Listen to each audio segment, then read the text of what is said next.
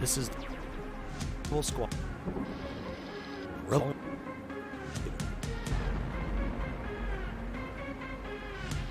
You. Oh. Gentle arm. Neat.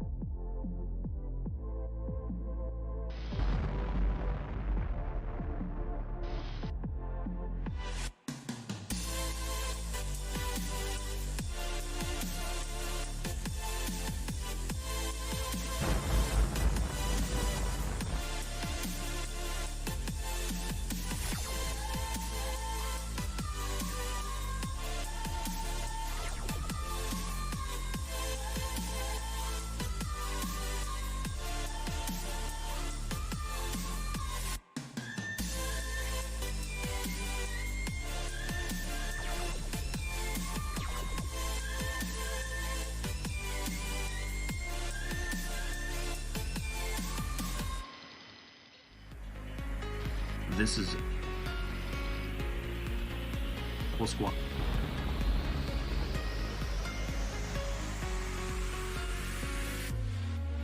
The Admiral room is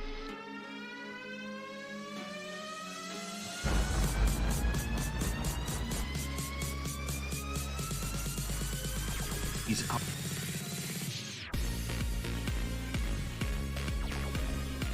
This message. Sure.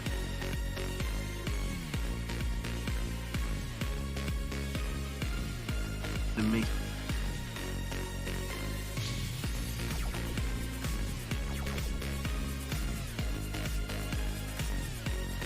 you on your side.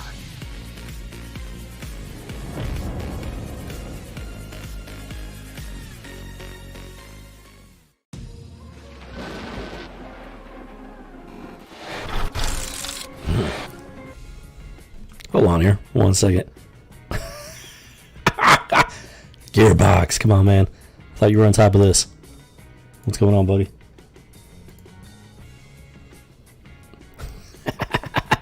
And there we go. Okay, we are back. There's just a little bit of behind the scenes magic there. Don't pay attention to the man behind the curtain. Gearbox. Yeah. I'm gonna have to check your programming later. This is yeah. No, it's okay. It's okay. Just can't make this regular. It's Monday. What can I say? Hey there, Eric Colgan. Welcome back to the House of G. And yeah. So if you haven't figured out, working on this whole not so much steampunk, but more gear punk theme and everything. I like it personally, so hopefully you guys are enjoying it and whatnot. So yeah, if you'd like to be a part of the House of G, all you gotta do is hit that subscribe button, and you'll officially become a cog in the machine. And make no mistake, every cog is needed to keep this thing all running smoothly.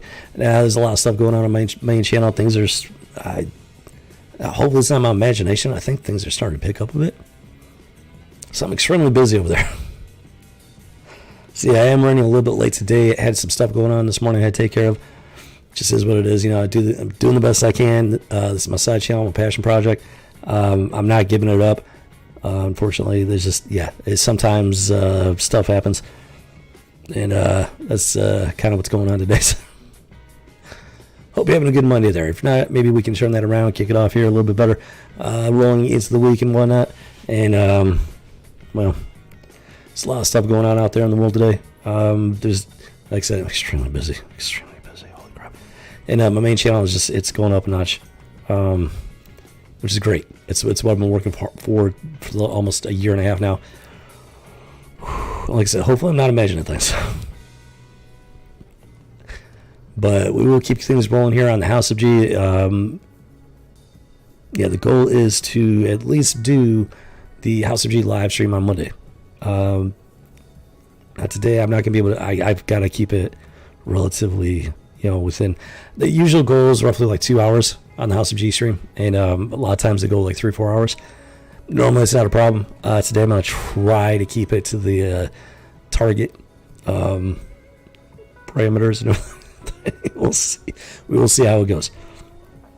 Nothing. I mean, my Lord, there's so much lunacy going on out there right now. Nothing's really jumping to the forefront. Before we dive in here, dealing with some personal stuff, working through it. Let's put it that way. There are enough lunatics and psychopaths out there in the world. It's just doesn't help when one of them is living under your roof. There's if it was my house, I'm renting. If it was my house, he'd be gone already. But it's not my house, so got to do things the hard way. And unfortunately for this guy, he doesn't realize I've been looking for a fight. So here we go. Yeah. Let's go and get into some House of G stuff here. Let's see. Trying to think. Yeah, like I said, there's a lot of stuff going on out there. Even the pop culture stuff that I watch and listen to and whatnot, even they're talking a lot about some of this real world stuff. It's like, that's just how prevalent it is, how serious it is, how big it is. Like, it's getting that crazy out there, folks. It really is. Dude. And I think we are proving something here on House of G in terms of pop culture archaeology, that real world events do in fact impact our pop culture. We have isolated the Great Divergence around 1995, 1996, where these sideshow freaks fully took over the comic book field. They took it over, 95, 96, right about there. That's when they something happened. There's stuff going on in the real world, world events and whatnot, let alone in the U.S., and somehow it opened the door for them. They already had the foot in the door in the industry, but it somehow it blew the door wide open for them to just rush right through it and just take full control. I think we pretty firmly established that here in the House of G at this point. So who knows? With all the craziness going on in the world today, who knows what kind of impact that's going to have on our pop culture? It's really going to depend on how people respond to it, react to it, and how people get through this. What kind of decisions they make for themselves, as well as that community aspect. Yeah, I really believe that's all going to play an impact on our pop culture as well. That pretty much goes without saying, but yeah, only time will tell. We got to wait, be patient, persevere, get through this, see what happens, come out the other side, and hopefully into a better place. So that, we will continue with our pop culture archaeology, though. Even if we do get through this and out the other side to a better place, we still need to understand what happened. We need to understand how we got to this place, how it came about, how they got their foot in the door, how they managed to take over, all that stuff. We need to understand these things. It's not enough to get through it and survive it and get to the other side. Now we have to understand what happened, so we can at least attempt to keep it from happening again. That is the importance of history, whether it's just normal human history, or say pop culture history, or whatever history it is. And a lot of pop culture is in fact based on reality.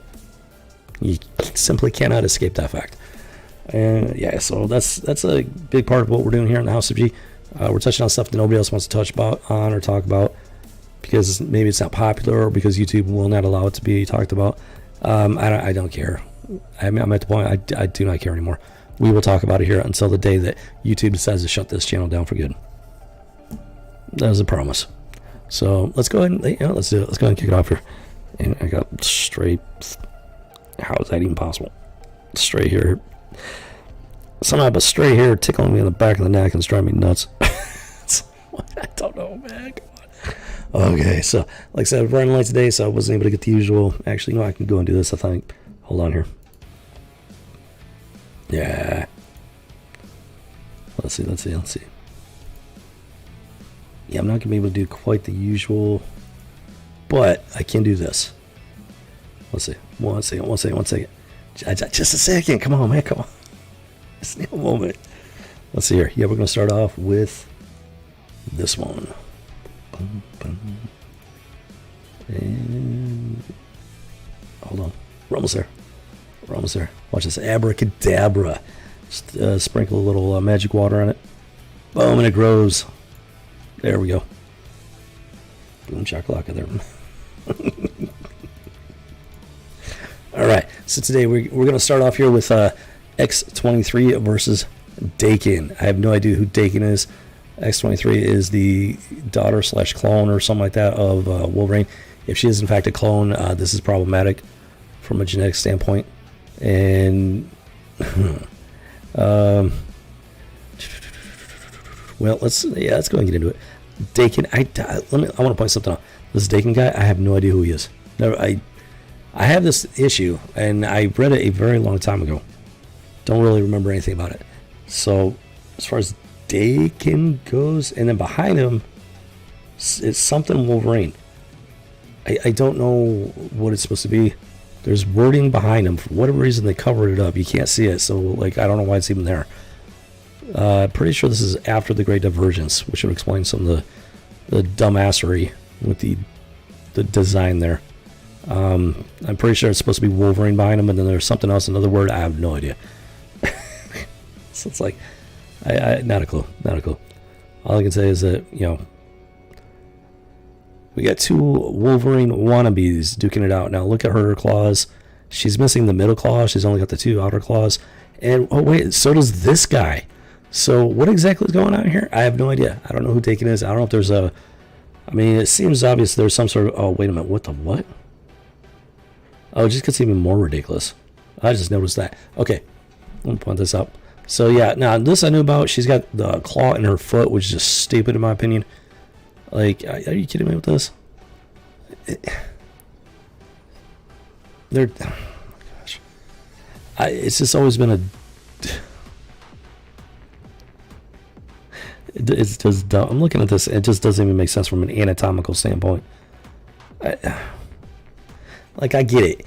Animals have claws on their feet. I get that. But we're talking about a human being here. Okay, yeah, they're mutant, but they're still their foundation of their physiology is human. So, and design-wise, it just looks stupid. It's like, what? But it gets even better. So we got this Dakin guy, and I'm pretty sure maybe he's another clone of Wolverine. I guess if you look at his hand there is a third claw, but it's not coming out between the middle of the two. No, it's coming out from his like the underside of his wrist or something, and it makes no sense. It makes absolutely no sense. What is that? That's just not even a thing. It's just dumb. From a fighting standpoint, it's dumb. I for the life of me, I cannot see that being any sort of advantage. Who designed this crap? What? Oh my lord, folks. Yeah, one of the reasons why I always enjoyed comic books back in the day, in part because they were designed to have some feasibility of existing within reality. Yeah, okay, they're not gonna exist in reality, but if they did, they followed, by and large, they followed the laws of our reality, physics, chemistry, biology. They made sense. Yes, they were fantastic. They were beyond our normal reality, but at least they made sense. This doesn't make sense. Like, what? What the what, man? The subtitle is Collision Part 1. So yeah, this is a two-parter. I did not pick up the second one, I can tell you that much. I don't remember anything about it. It's probably because it wasn't very memorable or enjoyable. This is going to be an unpopular opinion. A lot of people like X23. I don't like the character. I don't even like the concept of the character. I know it's got a lot of people are not going to be happy to hear that, but hey, I don't care. You like what you like. I will like what I like. I don't like X23. I do not. It's just, it's a slap in the face to Wolverine, if you ask me. We'll get into here. We will get into here very shortly. I want to see what they're going with in the story itself. Now this is a X23. This is number 8, issue number 8. So I missed out on the start of it, which is probably for the best. Doesn't give the year on it, but it does have a parental advisory. Hold on here. No, I don't know if I've ever noticed that before. It has a parental advisory. Hold on. Yeah, we're also going to be going over some Wolverine stuff, and I do not see any parental advisories on any of the Wolverine stuff. At least not these. Now, these might be, the ones I have here might be before, might be a different year, like well before this X23, so I don't know if that makes a difference or not. Yeah, just noticed that. Parental advisory. Okay. Now I'm curious. Okay, camera needs to focus. Come on, stay focused. There we go. Boom. Okay, I think we're good. Got a little technology. And apparently I bought this at least a little bit of a back issue from a comic book store because it does have the tape on it, which is just annoying. I understand why they do it. I just don't like tape on my bags. It's just it's annoying. In my humble opinion, it doesn't do anything to add protection to it. Then you end up with the sticky goo on your fingertips, which you pull the comic book out and it gets all over the comic book. It's not a good idea, in my humble opinion. But hey, it's not my comic book store. Boom. Now, this is actually in really good condition. The corner, slight crease on the corner, so it's not near mint, but it's in really good condition overall. I would like to say, I want to point out the quality. The quality of the ink in the paper is top notch. Like this is really, it's glossy. It's shy. It's got really vibrant colors and whatnot. And if you look at the inside, same thing. High quality paper, high quality ink. So this has got to be, I'm thinking 95-ish. Oh no, believe me less. This is actually 2011. Okay, 2011.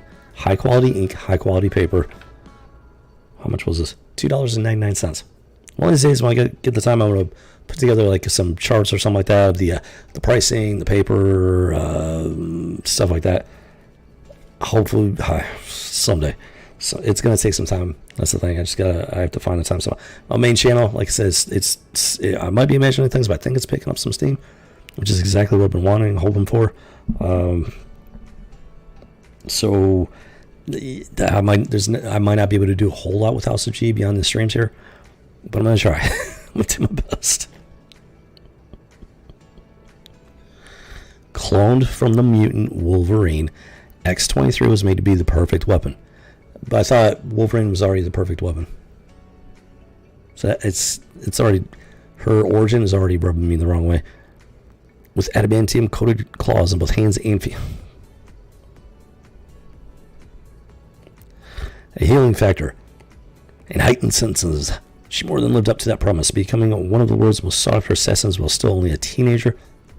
X23 has been forced to kill by numerous organizations throughout her life. Most recently, X-Force. Wait a minute. X-Force forced her to kill people? Excuse me? Now that X23 struggles to find the humanity that was long denied to her. What? See, I don't like this character. What are they talking about? X-Force forced her to kill people? They forced her to assassinate people? That's literally what they're saying here. X-Force is not an assassination or group. from what not that I'm aware of. They have completely butchered these universes. It's just like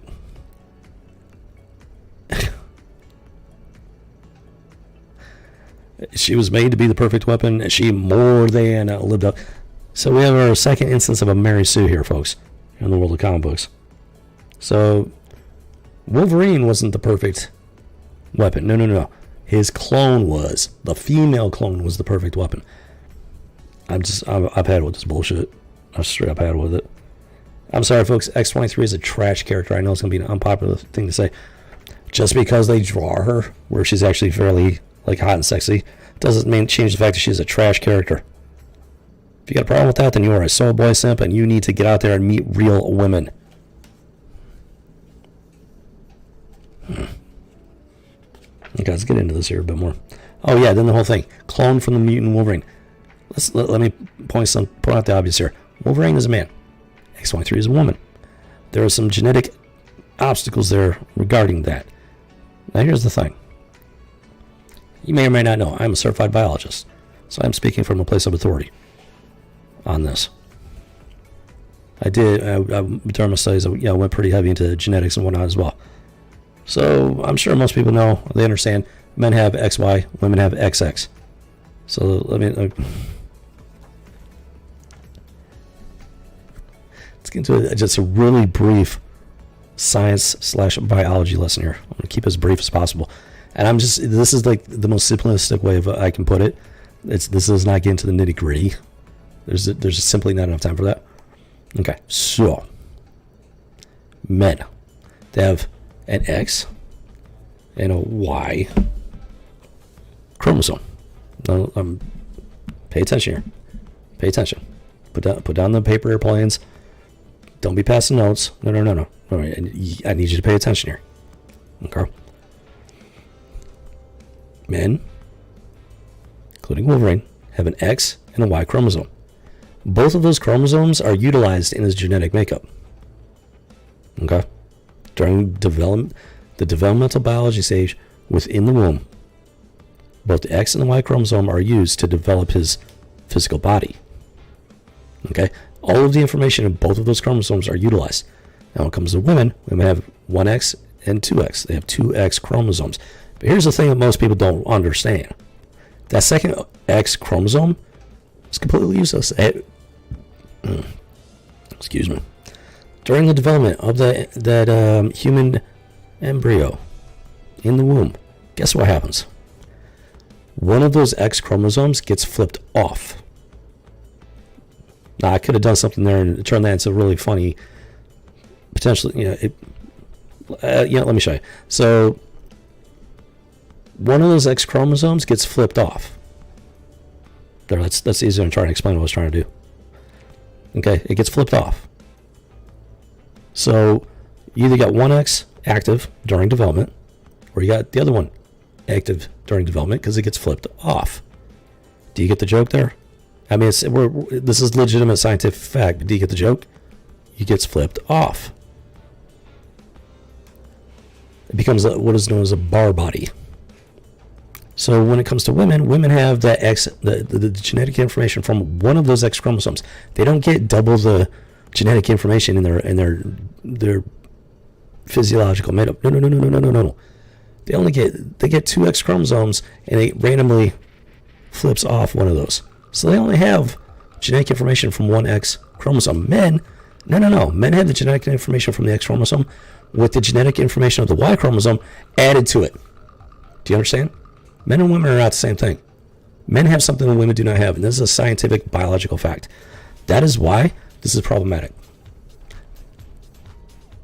She's a clone of Wolverine. Wolverine has Y information in his genetic makeup. She does not have. She's missing a whole bunch of stuff there, including a whole lot of testosterone. And do not underestimate what testosterone does to a body. Women might have, like, say, this much testosterone. Men have, like, this much testosterone. We're talking about magnitudes more testosterone, and has a massive impact on human physiology. You do not understand. You probably, most likely, do not understand the cold reality of that fact. That is why this quote-unquote clone is problematic. because not only are they erasing an entire chromosome's worth of information from her developmental physiology, we have no idea what kind of impact that's going to have, because it's not going to be the same body, same person. It's not going to be the same. We have no idea. As far as I know, they've never. Now, human cloning in general is outlawed, so we have no idea the actual impact that removing Y chromosome information, genetic information from a developing embryo. We have no idea what kind of impact that's going to have. I can pretty much guarantee you, it's not going to be this. I would bet dollars and donuts this would not be the result. We're speaking from a strictly real life science biology perspective from a certified biologist. This is extremely problematic. And yet somehow she's the perfect weapon, even though he has Y chromosome information that she will never have. He has biological, genetic, physiological information in his biological makeup that she will never have. And yet somehow she's the perfect weapon. If genetic information was deleted from her development, and yet somehow she's the perfect, it doesn't make any damn sense. Does not make any damn sense. So yeah, I do not like this character for multiple reasons. That's just one of them.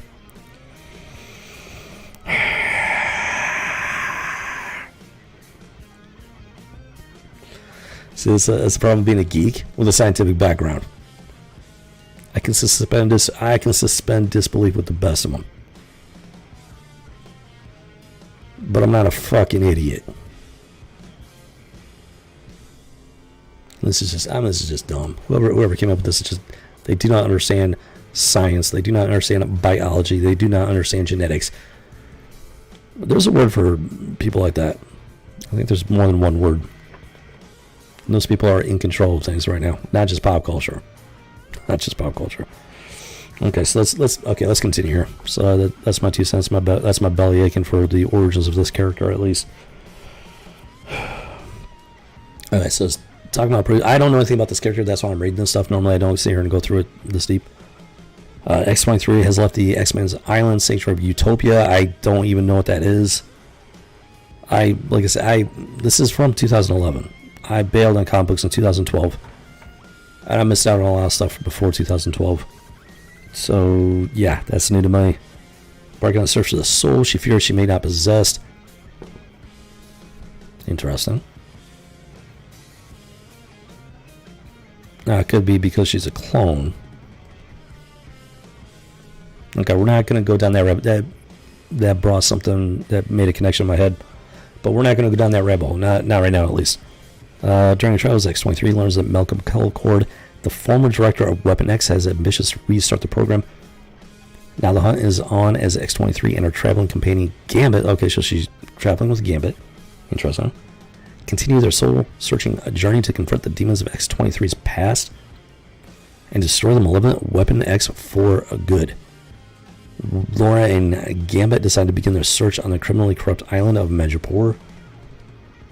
Gambit obtains safe boat passage to Madripoor in exchange for a dangerous favor.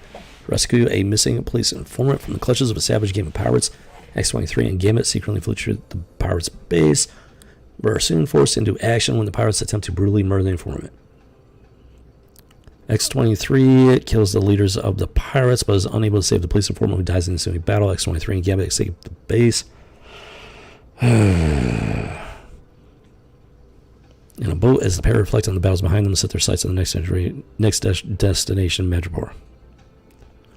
Okay, so apparently that's what we missed. Let's see here. Okay, so it starts off. They're in Madripoor, apparently. You got X23 and Gambit. I don't know. They're following somebody or something. Now, there, I can tell you that is why she's popular. It's not because she's a good character. No, it's because of all these little soy boy cuck simps. They think she's hot. That's it. I'm telling you right now, that's the only reason this character is popular. I don't like this character. Period. End of story. The whole concept basis of the character is just ridiculous. What happened to the sons? Where are all the sons in comic books? There are no sons left. Nobody has sons anymore. They're all daughters. And she's having a daughter as a clone. It's absolutely fucking stupid. Why? If you're looking to make the perfect weapon, why would you delete all of that testosterone? Explain that to me. Why would you delete all of the testosterone? The testosterone is a massive physical advantage in a fight. Immense amounts of strength. And don't give me this bullshit. Oh, she's fast and agile. Speed and agility does not in and of itself overcome strength. Brute raw strength. You can be strong and fast and agile, like Wolverine. That is, well, you want to talk about the perfect weapon? Wolverine's already the perfect weapon. If you're going to compare her, try and give her that label. This is an inferior weapon, folks. It's not going to be a popular thing to say, but it is a fact. Okay, so hold on here. The Weapon X project is being resurrected. Dakin Akihiro knows where to find them. So they're hunting this Dakin guy. I don't know who he is. He's got claws like Wolverine in X23 in some weird configuration that doesn't make any sense. So apparently, I guess he's part of the Weapon X program. I don't know anything about this character. Let's see if we can find out here. So, what the hell? Okay. So they jump off the roof and everything into the streets. They're tracking this guy, and they stumble across something. I don't know. They try to grab her. She clocks him. This Dakin guy is just walking. He's walking past. He's just walking away as if nothing's going on, even though he is involved in it. And they grab somebody else by the looks of it.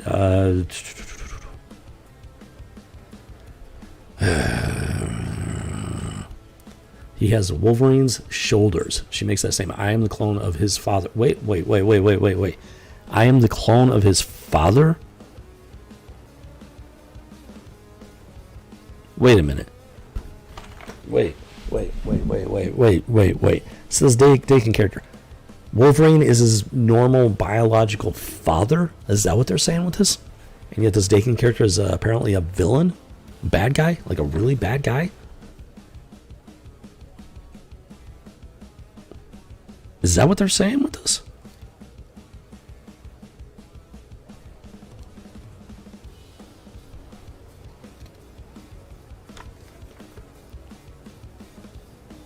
So,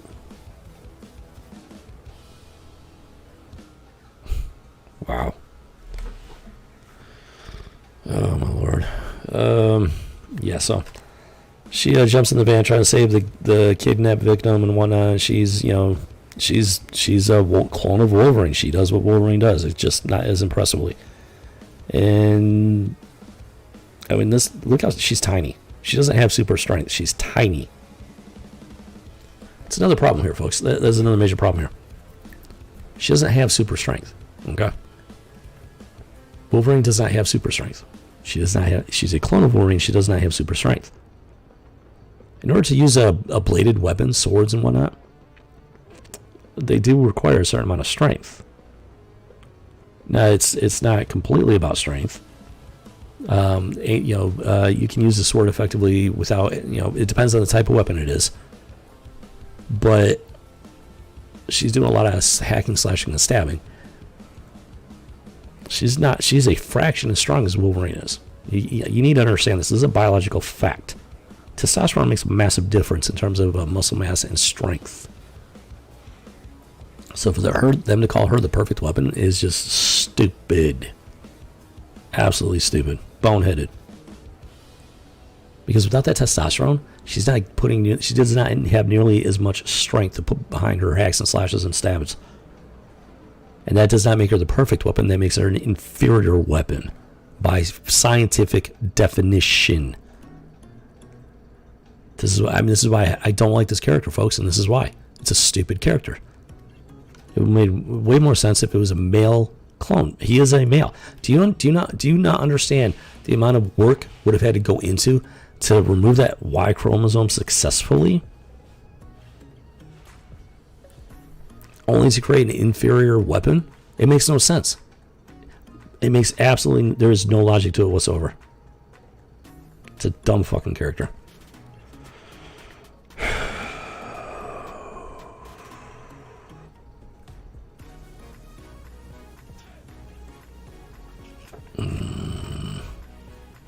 and Gambit's just like hanging back, and he waits until she does her thing before he steps in.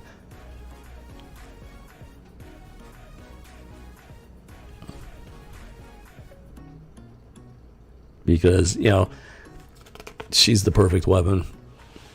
Gambit's just a man. He's just a male. He's you know, men are useless. They're meant to stand in the background looking pretty.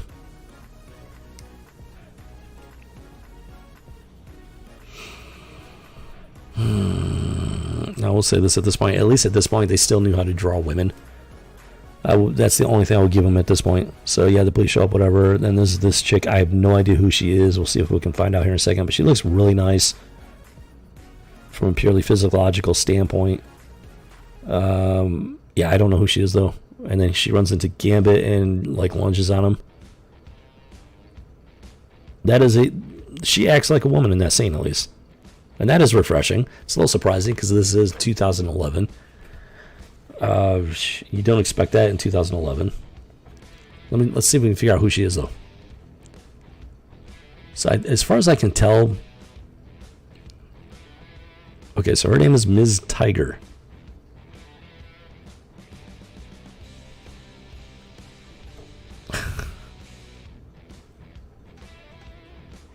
I don't know if I have no idea if she's part of like some gang or like Majapur Asian gang or something, or what the deal is. Not a clue. Never heard of her before. What's going on?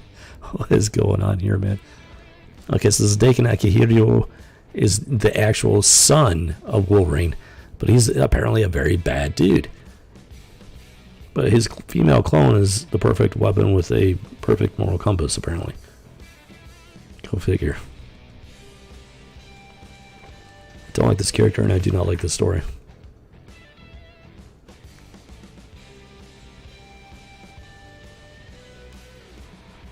Let me read this. So there's this. I don't know. Yeah, she's part of some sort of syndicate or gang or something. I don't know. No idea what. So they go with her. They go back to her place, which is a very snazzy looking place by the looks of it. She even has 2 bodyguards, security, and I have no idea who she is. Not a clue. So they're talking, and Gambit's all like, hear that? She's more mature than me. Then this woman is all like, everyone is more mature than you. Yes, because he's just a pathetic male, useless, immature, you know. Give me a break with this crap.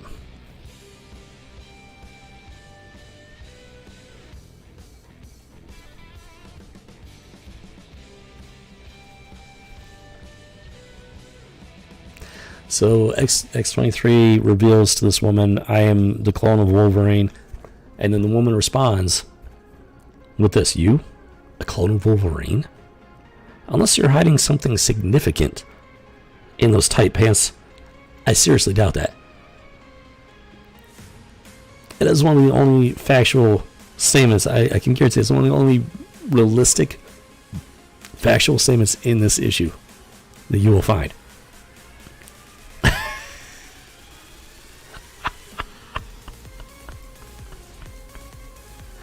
Naturally, X23 doesn't respond to that because the woman continues by, do you think you're nuts and wasting my time? She's like, do not waste my time. You do know Daken. She doesn't even respond to the fact that she's a female clone of a male character. They point it out, but they try to point it out as just to move the story along or some, I don't know.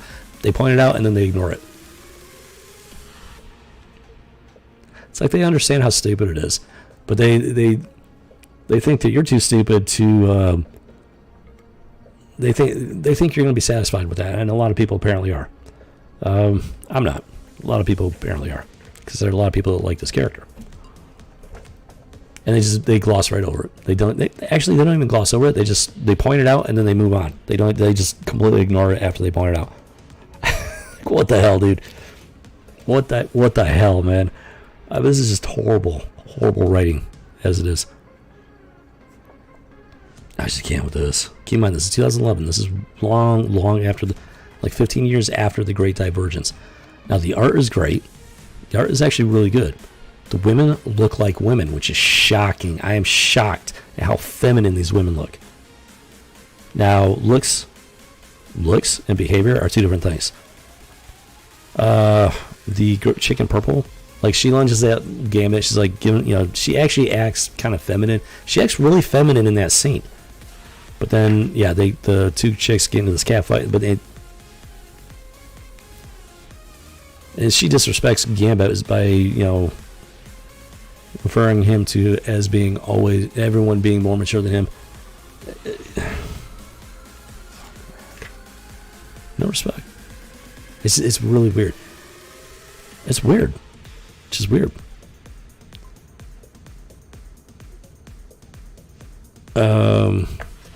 Hold on.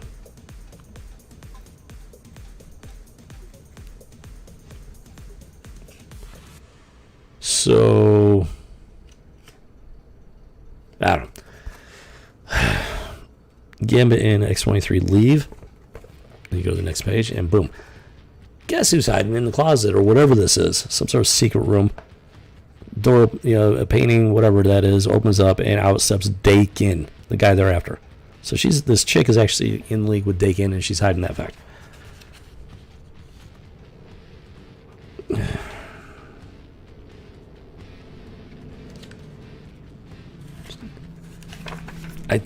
So we know he's the son, the actual normal, natural, biological son of Wolverine. I have no idea how the hell that... I have no idea. He's got this vague Wolverine-inspired mask. What the... Okay, I don't know what's going on. All of a sudden... What?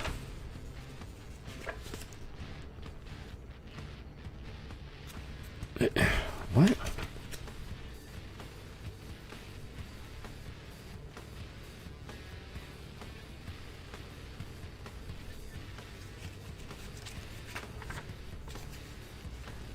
So Gambit and X23, they go to this market. It doesn't explain what's happening here at all. So they go to the market, right? And so the scene with Dakin stepping out of the secret door, it just says yes, and now I'm intrigued. That's all he says. The conversation ends, and then next thing you know, with no explanation whatsoever, Gambit and X23 are at this market, and up pops Dakin. It doesn't explain, the dialogue, the preceding dialogue doesn't say anything about the meeting, nothing like that. All of a sudden, boom, there they are. They're meeting and they're talking, and I don't know what's going on. I have no idea what's going on at this point. Unless I missed something.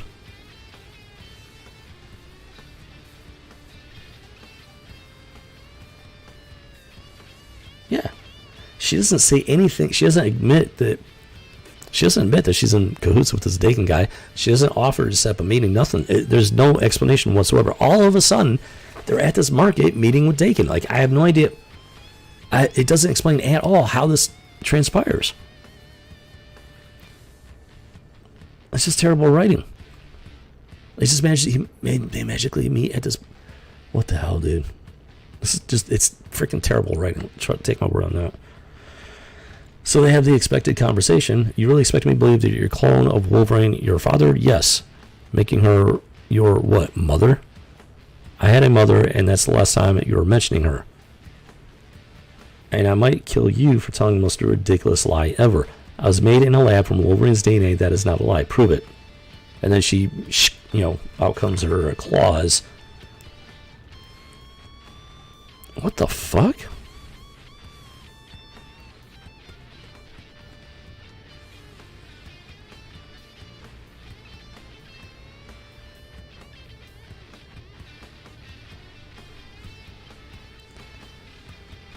What? What? What is happening? What is happening right now? I don't understand why is this happening? Okay, so she pulls out her claws to prove that that's her way of proving that she's the clone of Wolverine. And then he does this thing where all of a sudden he's got this green glowing, you can't see it, the green screen kind of makes it not green, unfortunately, but Yeah, it says green glowing gauntlet on his right hand. He smashes the table, and she's all like, "You must be a poor fighter if you need." So he takes it off, and then he reveals his own claws, and they're exactly the same as X23's, which doesn't make any damn sense. Wolverine has 3 claws. He's got 3 claws. These guys are missing the middle one. Oh wow, which makes me think Devil's Horn. That is not a good thing. That is okay. I've been wondering about that, and now it's starting to make sense. So this is Wolverine, right? He's got 3 claws, but they took out the middle one, and now both of these characters have devil horns for claws. Holy shit, dude! And for those of you that are rockers out there, and you think this is like an innocent symbol, this is your wake-up call. Imagery matters. Yeah, so here we go. Boom, here's a good scene, picture of them locked in combat. They both have the 2 outer claws, but no middle claws. We're talking, devil horns configuration here. And this is 2011 post Divergence. Symbology matters, whether you like it or not. That's insane in my humble opinion. This whole thing this character is already ludicrous to begin with. And then that, like, are you kidding me? And if he's the biological son of Wolverine, why does he only have 2 claws? Like, okay, so she was a clone. They genetically manipulated her. Okay, fine. But he's the direct biological son of Wolverine. How come he only has 2 freaking claws?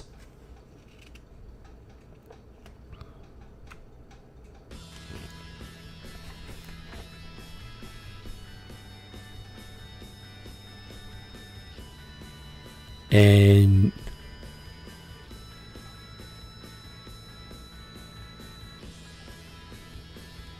what the fuck, dude?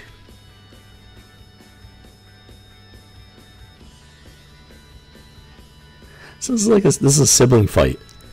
It's essentially a sibling. It's sort of. I don't know what you'd call her. She's supposed to be the clone of Wolverine. He is Wolverine's son. So technically, that would make her not quite his mother, not his father, because she's missing the Y chromosome, but not the mother either. I don't know what the fuck they're supposed to be. They're blood related, obviously, but there is no word to describe their blood relationship. It doesn't exist. What the hell, dude? Half father. I think that's what she is. Half father, half mother. What the fuck, dude? And they're fighting. That's what they're fighting about. You're not my sister. You're not my daddy. That's what they're fighting about. I'm not even joking. That's literally what they're fighting about. It's so fucking stupid. It's like the dumbest thing ever. This is what passes as comic storytelling. This is ludicrous.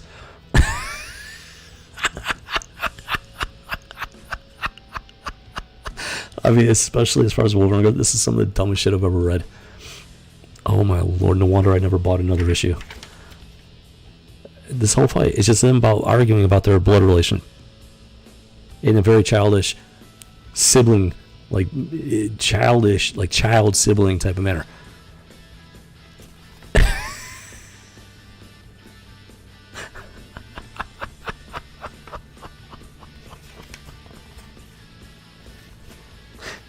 What the hell's, what is going on here? What is happening? What is happening right now? I don't even. This story is pointless. It was just pointless. It's not dramatic. It's not interesting. It's not intriguing. It's the entire precept of the character is dumb to begin with, and you're leading to this stupid story. You're not my father. You're the clone of my father. You're not related to me. You're not my daddy. What the? Whoever wrote this, did they have daddy issues or something? Who is the writer on this? Liu. Liu?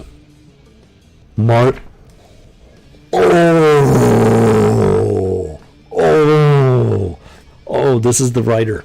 Marjorie Liu. It is, in fact, a woman. Apparently, she's got daddy issues.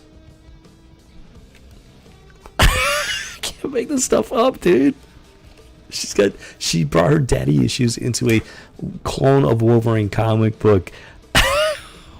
What? What?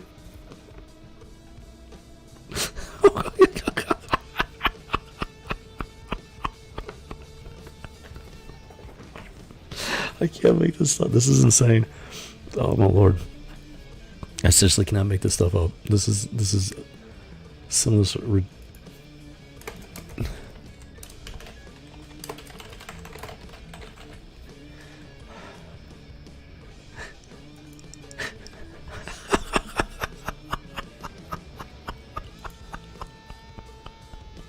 It's official, folks. The writer of X23 has daddy issues, at least as far back as 2011. This one, yeah, real life very much influences pop culture. That is a stone cold fact, and in this case, it's very much for the worst.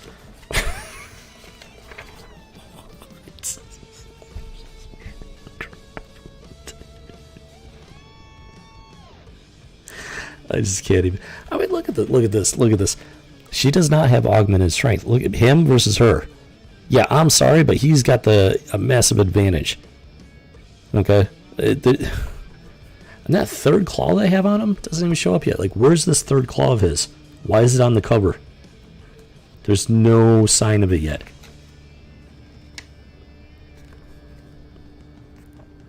I don't care how good the artwork is. I don't care how expensive the paper and the ink is. I don't care. It doesn't matter. It has no bearing on the quality of the story.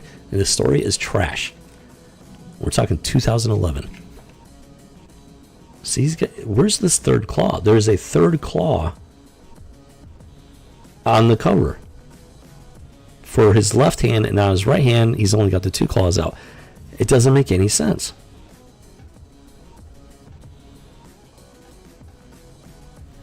Oh, this is terrible. I mean, it's absolutely terrible. Keep in mind, this is 2011. I bailed on comic books in 2012. It's just, comic books had gotten so ridiculous at that point. I couldn't. And when they turned Alan Scott into homosexual, that was the last straw. I couldn't take it. I was done. I was like, I was so mad. You have no idea. Still mad. But when it happened, I turned the page and it was in my face after I paid good money for it. Oh, you have no idea how pissed I was.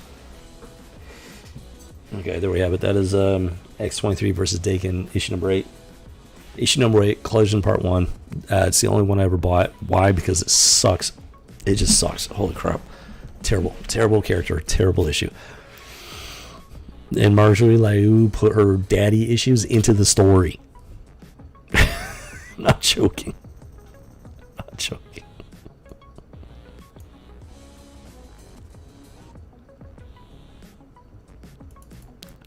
I can't make this stuff up, man.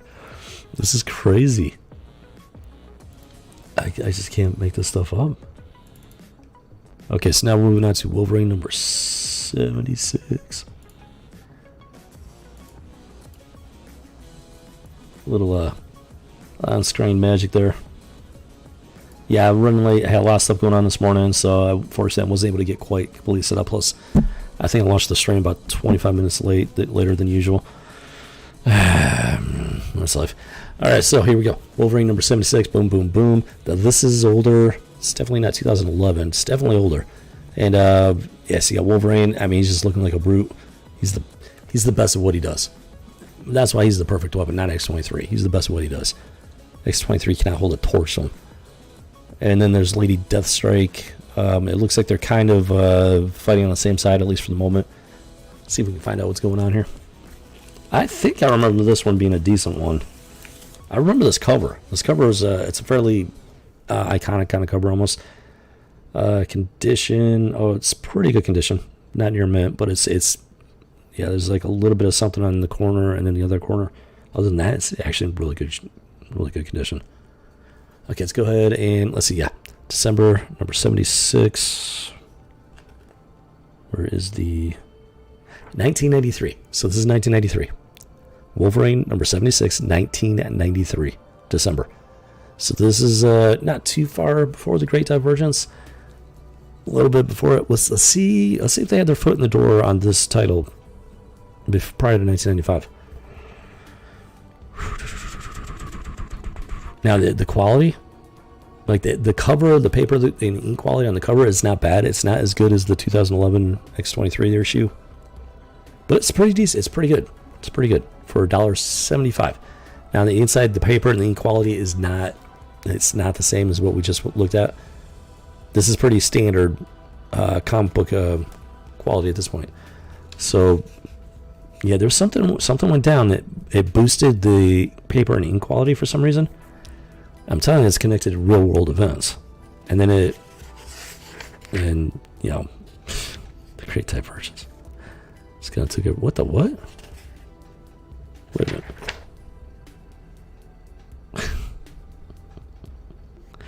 Okay, so apparently there's this fox chasing a rabbit, and they chase him out into the middle of the road, and then Wolverine swerves trying to avoid to hit him, and goes flying. Actually, he might have hit the fox. No, he ran over the bunny. Okay, he did hit the bunny.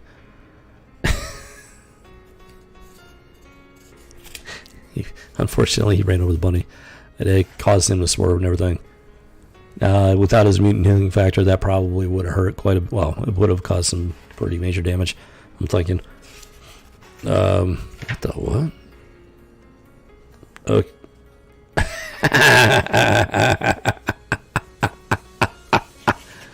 Okay, so we've got this huge ad for Adventure Vision.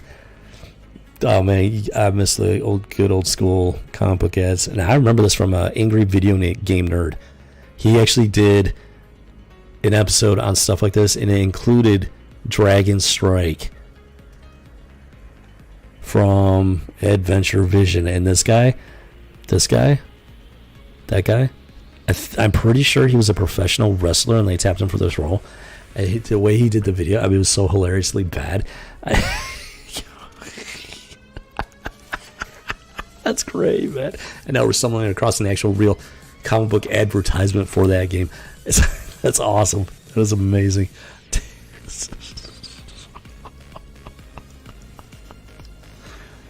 Okay, so it's a very different style of artwork. A little curious about it. This Dragon Strike ad is like literally 3-4 pages long. What the hell, man? It wasn't too off the wall until this page. That is a demonic looking rat or something. I don't know what that's supposed to be. There's Wolverine. But then look at this. Yeah, he's got some Popeye action going on there. Very curious. Yeah, it kind of takes a weird turn. Now, this is end of 1993, December, so this is about it, roughly a year before the Great Divergence. These people had their foot in the door. It's not terrible, but that is a weird-looking rat. And this is where it starts to look a little weird. I don't know if it's going to continue with that vein, but let's see here. What the what? Who is the artist on this?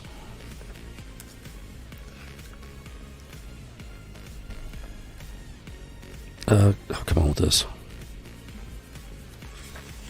Where is... Okay, Larry Hama did the script. Tom Coker did the guest pencils. I do recognize that name. I'm not sure. I don't know where I know it from. Tom Coker. Coker. Guest pencils. Why do I know that name? I want to look that up or something. I know the name, Tom Coker. He did the pencils. Guest pencils. So I can explain why the art is kind of on the weird side.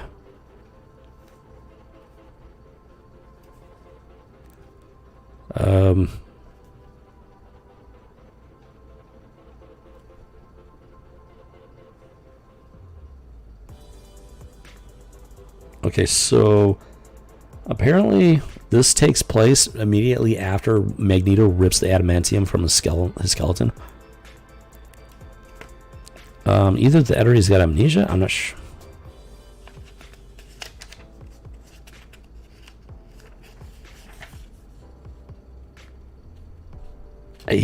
Wolverine seems to be out of it.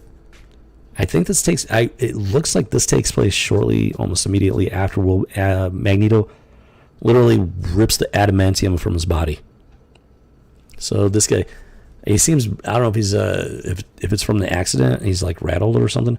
The guy's like, yo, short round, this your scoot? And then Wolverine's thinking to himself, shoot? Did he say shoot? And he's like, so this guy's, he's just being friendly, but Wolverine, something going on, he's rattled or something. He's like, wait a minute, this guy's a threat. So he pops his claws. But then he's shocked. He shocks himself because they're bone instead of adamantium. So I don't know, I don't know if he forgot the fact that Magneto ripped the adamantium out of his body or what the deal is. He's like, that didn't sound right, that didn't feel right. And that just, there's something off about his arm is just a mess. This is not the best artwork. In terms of anatomy, that's terrible. That is awful. The forearm is insanely long compared to the upper arm. It's not good artwork. Guess pencils. Guess pencils. So here's what I'm thinking. Guest pencils. This is about a year before the Great Divergence. I'm thinking they brought in this guest artist to test the waters. This is them. They were in the process of taking over. They had their foot in the door. They were in the process of taking over. They're like, okay, we're going to bring this guest penciler and give him the opportunity to take over a major. Wolverine is a major title, folks. This artwork is not impressive. It's really not. Wow. Okay. Every time I think I'm imagining things, we stumble across additional evidence that so far we're pretty much right on target.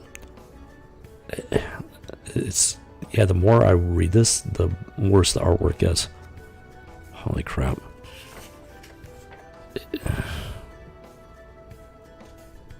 And that rat or bunny, whatever it was, they drew it to look demonic.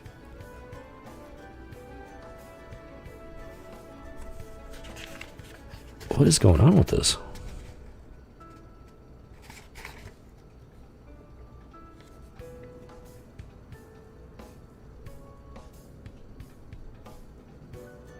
Huh? I don't know. It cuts to Manhattan for some reason. Dude and this chick are talking. I don't know. Oh, what?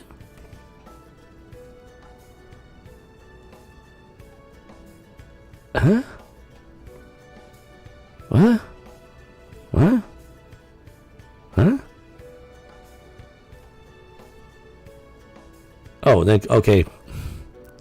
For some reason, it cuts Manhattan, this guy and this dude, chick, whatever, talking, and then it cuts back to Ontario, Canada. So whoever they are, I'm not sure. She kind of reminds me of Black Canary or something, but I don't know. Black Canary is DC. I'm not sure who she is. Cuts back to Ontario. There's an Alpha Flight costume, and they've got Wolverine for some reason. These are the guys that he stumbled across. So apparently they're somehow directly or indirectly related, connected to Alpha Flight.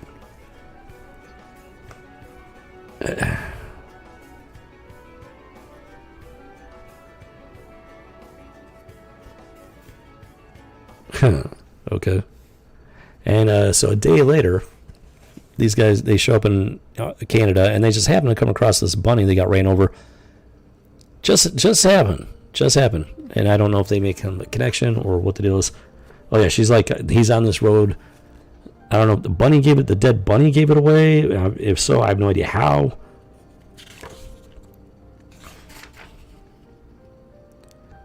This artwork is awful. See, I don't know what's going on with Wolverine. I don't know if he's got some sort of amnesia. Yeah, this is like immediately after Wolverine ripped the adamantium out of his body, right off his bones. Obviously it's going to be traumatic even for Wolverine. So he's passed out, and he's having some weird like dreams or hallucinations or something. I don't know. And then there's that, and it's just some really weird artwork. I don't even know what's supposed to be happening. It just looks weird. Honestly, it just looks demonic. This is supposed to be Logan. He's got the glasses on, but they got these red lenses or some crap. So it makes him look like he's got demon eyes. I don't know what the hell is going on here. And then if you turn the page and boom, you got this That is one weird looking Wolverine. He's got those Popeye arms going on, and then there's that dude in a skeleton. I think that's supposed to represent Magneto, because then in the next page you got Magneto ripping the adamantium out of him or something. It's just some weird twisted fever dream, and it just looks off. Like it's disjointed. It's not. It doesn't make any. What the hell, dude? It's just bad artwork. It's bad artwork. Keep in mind, this is a guest penciler, Tom Coker, and I know that name. I've heard that name before. I gotta figure out where I've heard it. This dude's not a very good artist. Not for a Wolverine title. What the hell is going on with this?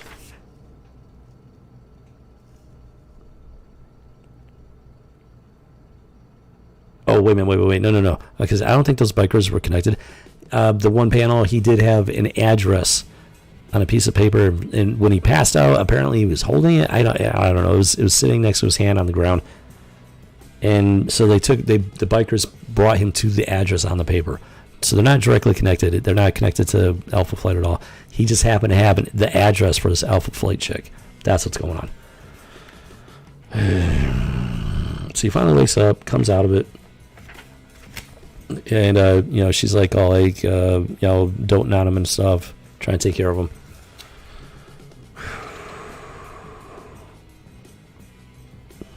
Yeah, he was out of it for 2 days.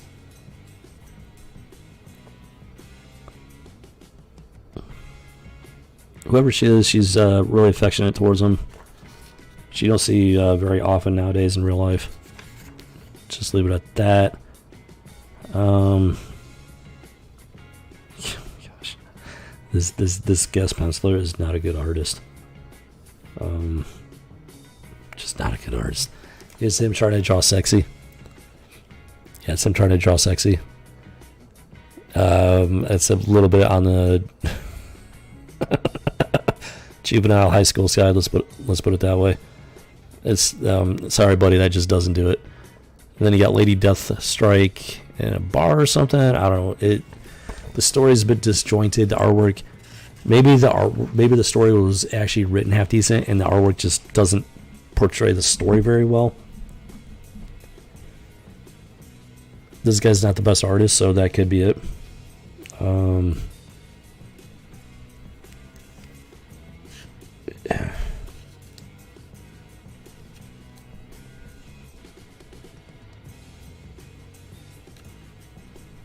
Wait a minute, what? What? What? Wait. Okay, so he's this Heather from Alpha Flight. I don't remember her superhero name. They're doing research. He's explaining why he's in Canada and whatnot. And you see his hands are all bandaged up and stuff. And he's supposed to have a healing factor. So he makes a statement. Without the adamantium, my immune system doesn't work. It's linked somehow. Doesn't make any damn sense. How does that? The whole reason he was picked for that project is because of his healing factor. It doesn't make any sense. There's no logic to that statement.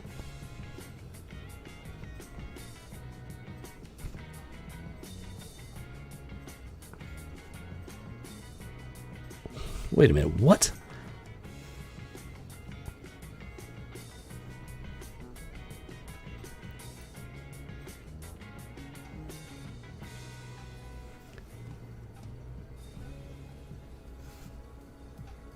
Okay, so I think they're looking for somebody named Dr. Monica Hines. She wrote a major paper on immunology, did research on the apparent effect of complex metallic salts on the immune system and tissue regeneration. Okay, I'm calling bullshit on this.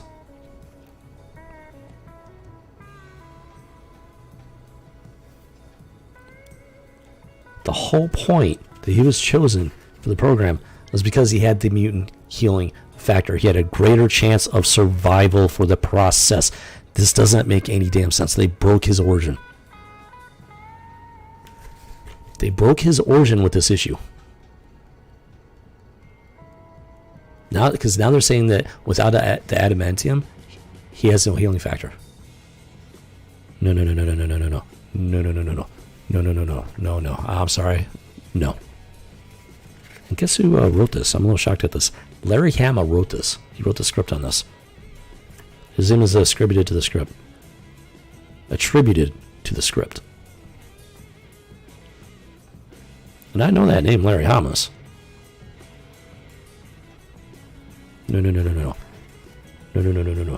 They broke Wolverine's entire origin with this issue. This is about a year before the Great Divergence when these people fully took control. Fully took. Jimmy Craig. Apparently they had more control prior to 95 than I thought. But they were still brought in as like guest pencilers. And as far as Larry Hama goes, I don't know what he was thinking when he wrote that.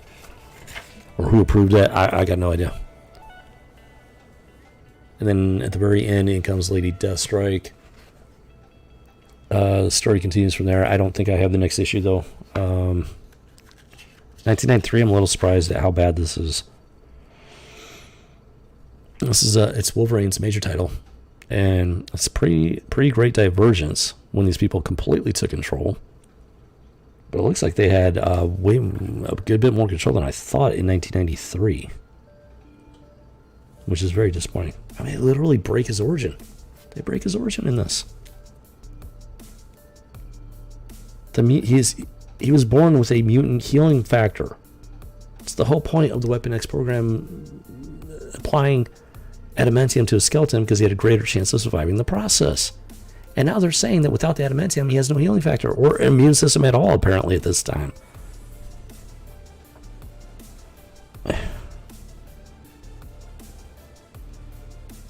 And him being Wolverine, he would know that.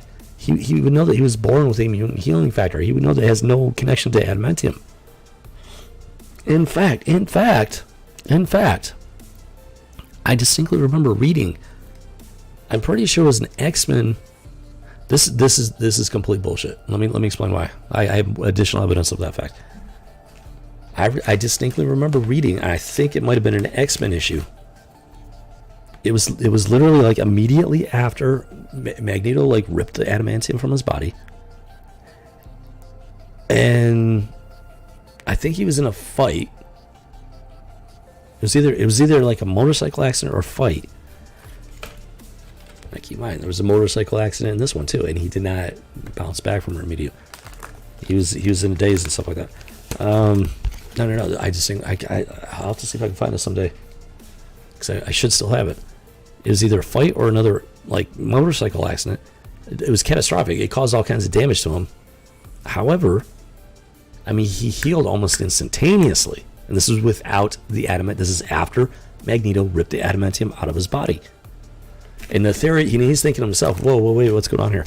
I mean, he's used to healing, the rapid healing factor, but then he healed so fast, it shocked him. He's like, wait a minute.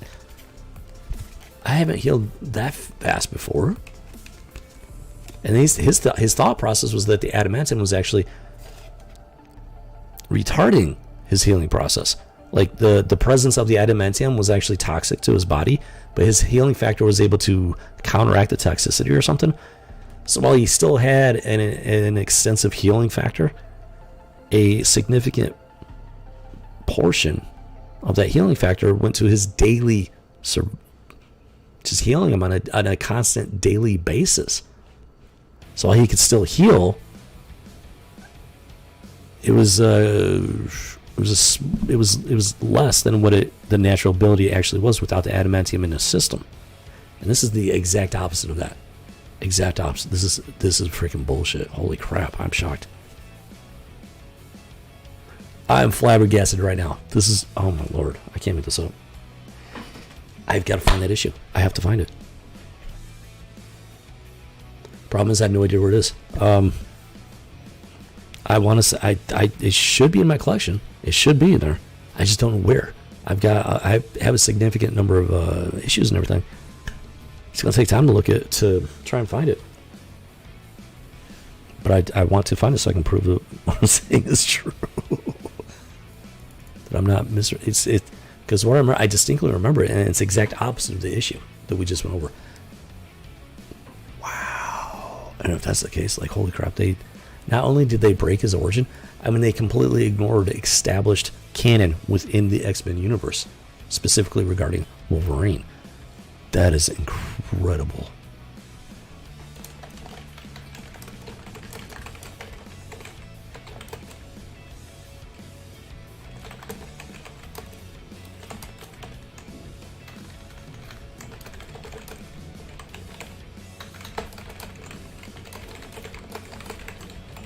Okay, making a note of that. I sincerely want to check that out. I'm hoping I got it in my collection. Okay, so that one was December 1983. So at least that gives me a time frame to look for, like once I can find my X-Men issues. Holy crap, Jimmy Cricket, man. Yeah, that's what I'm gonna do. I'm trying to make I gotta make the time. I'm not gonna be able to spend a ton of time on it. So hopefully, with any luck, I'll be able to find it. We'll see. Stay tuned. Stay tuned. If I can find it, we're definitely going to be talking about it like as soon as possible. Cheers, cog in the machine. This is crazy. This is crazy. I can't make this stuff up. But we're not done yet there, folks. Oh my goodness. Wow. I didn't know what to expect with this one because I wasn't going to start off with anything crazy. But I shouldn't be surprised at this point. But holy crap. Yeah, these pretty much everything from like the mid 90s on, it's just been one shocking surprise after another. Holy crap, man! Hindsight is amazing. It really is. Yeah, I love that 2020 vision. Okay, so hold on here. This is going to be Let me update this. Yeah, unfortunately, I just didn't have time to get properly set up here. Wait a minute, where'd you go? Where did you go? Yep. Me too, boom, boom. Thank you very much. And it's time for the magic show. Abracadabra.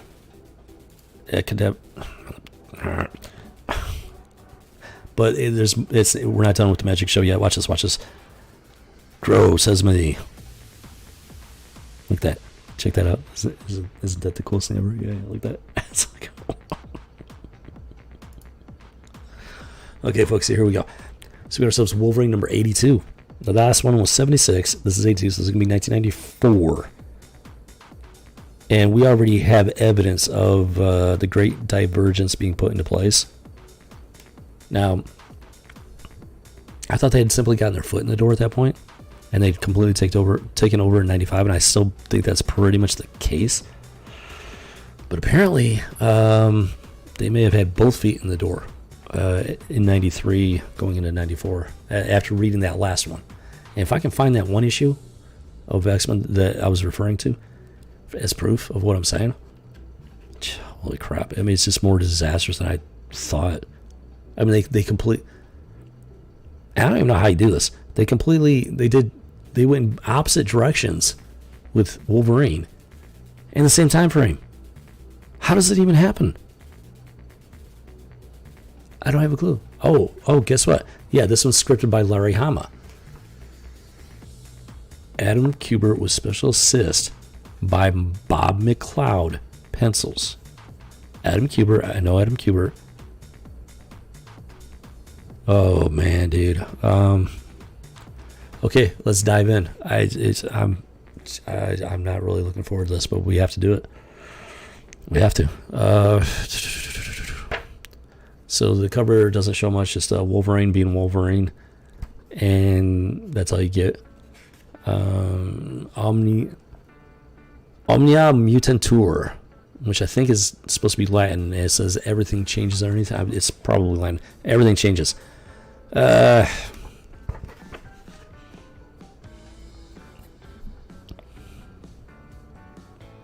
Holy shit.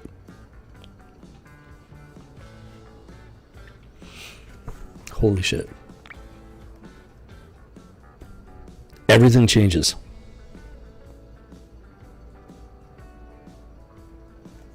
I want you to think about that for a second. I want you to think about that in the context of everything we've been talking about while I look this up. Omnia Mutant Tour.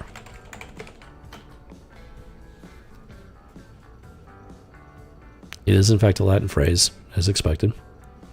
Mutantor, I'm assuming means the changes part, which means mutant. Okay, I was making that connection. I can see how mutantor, mutant involves changes in genetics. Fascinating.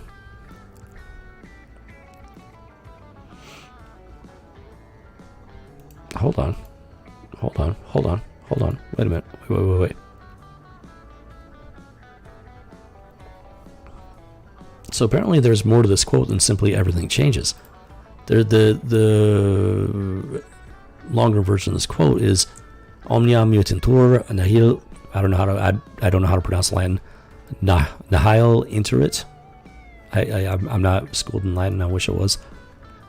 Meaning everything changes, but nothing is truly lost. That is the full quote.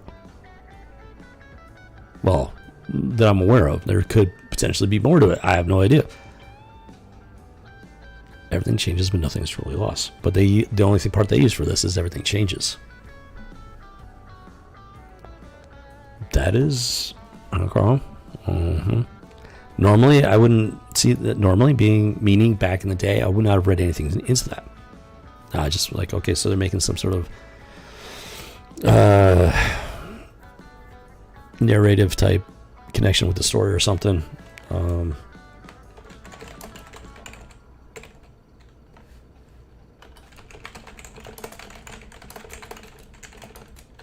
Everything changes, but nothing is lost. Truncated down to everything changes. Think about that. So here's the thing. So we're talking about Wolverine 1993, 94. This is, okay, so June. This should be 1994. Yep, June of 1994. Wolverine issue number 82. Now, we just went over issue 76, December 1993. Very shocking issue. I was not expecting that level of divergence at that time. Guest penciler, Tom Coker, Tommmcoker. I know the name. I've heard it before. Bad issue. It was a bad issue, and they broke his origin. Wolverine's, they broke the entire foundation of his character with that one issue. And I gotta find the other issue that I was talking about so I can, prove it. Then we have issue number 82 of Wolverine, starting off with Omnia Mutantor. Everything changes. And here's why that's significant. These people that took over during the Great Divergence, here's what I'm thinking. I'm thinking they're flaunting the fact that they're taking over and they're changing. They're in the process of changing the world of comic books. And this is their way of flaunting it in your face without you even having any idea of what they're talking about. This is what these people do here, folks. See, they can't come out and say it directly, so they find ways of flaunting it without you being any the wiser. Everything changes. This is right around the Great Divergence when they completely took over. And they knew it. They knew they were taking over, and you had no idea. I had no idea. This stuff's not by accident, folks. This stuff's by design. They were flaunting it. They were flaunting it.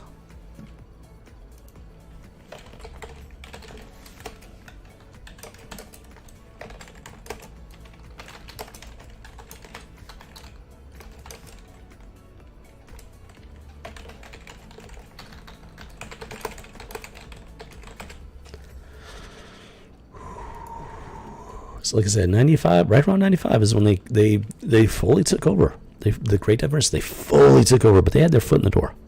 Possibly 2 feet in the door prior to that. And it looks like they knew it. They knew they were in the process of taking over. They knew it. I'm telling you. I am telling you guys. They knew they were in the process of taking over, and they were flaunting it every chance I could. Omnia Mutantur, everything changes. Okay, let's go ahead and start. Let's look into this. So see what's going on with the story at least. I don't know, I think it's supposed to be in Japan or something like that. And Tokyo, outskirts of Tokyo.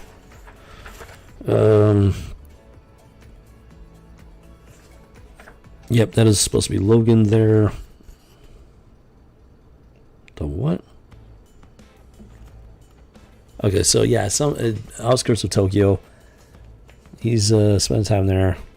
He's in a suit, very not what you expect from Wolverine in a suit. And apparently he gets jumped by a bunch of ninjas. Now he leaves the house and he's still barefoot. So apparently he doesn't have shoes, even though it is a tradition there to take your shoes off before you go inside. But he's running around outside without them. So I guess he doesn't have shoes at all at that point. I don't know. So he gets jumped by ninjas, as expected. And at this point, he still has his bone claws. Yeah, he does get his adamantium back at some point. But it takes, I think it's like several years after this point. So he's still got his bone claws. They're attacking. Boom, boom, boom. Let me check something here, actually. Okay, so they're hand ninjas. They're of the Hand clan. That's why they're attacking him or something. The chick is Yukio. A free agent. Yes, that's Yukio that's helping him out.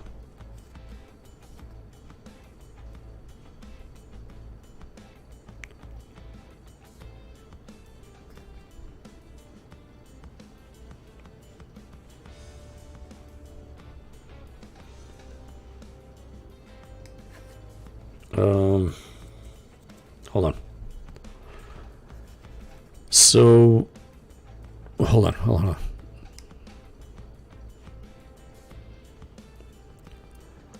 This is just, it's not making any sense because I distinctly remember this issue of X-Men where Wolverine gets in an accident or something and he heals immediately. And the reason, like, no, his mutant healing factor usually takes a minute to do his job. But I distinctly remember this issue.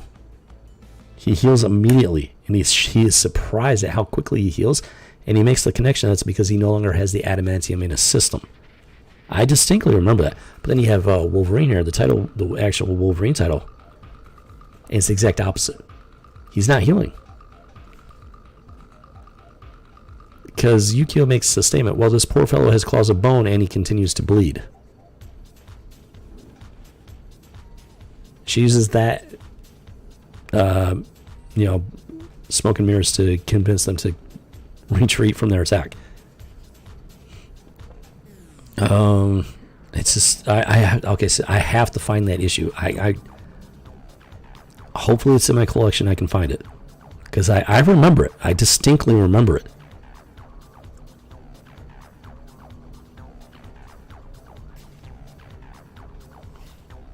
But in the actual Wolverine title, they did a 180 on the impact that it had on his healing factor. It's not. I've got to find that issue, get that sorted out, because it just doesn't make any damn sense. From what I remember it so distinctly.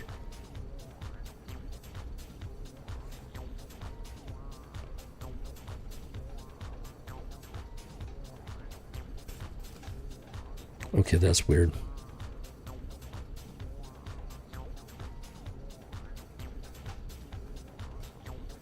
Okay, so apparently this is a vampire up in Canada. I got no idea who he is. He stumbles across like a pile of bones and stuff. Like, I don't know what the hell's going on. Yeah, just a pile of bones, and there's like this kid in the pile of bones. Now it's a doll. It's an automaton. It's some sort of robot type thing or something. It's not a real child, but why does this sound familiar? This it's ringing a bell for some reason. The automaton, the little girl robot thing. It's for some reason it's ringing a bell.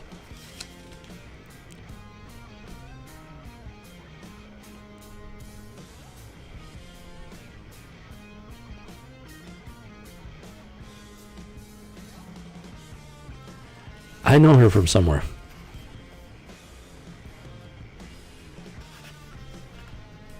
I know her from somewhere. What the hell is going on with this? Wait a minute. I remember. Oh, what? Okay, apparently she's some sort of. Okay, so she's some. It looks like she's some sort of android time traveler. She put herself to system sleep 300 years prior. So apparently they overshot their target by 300 years.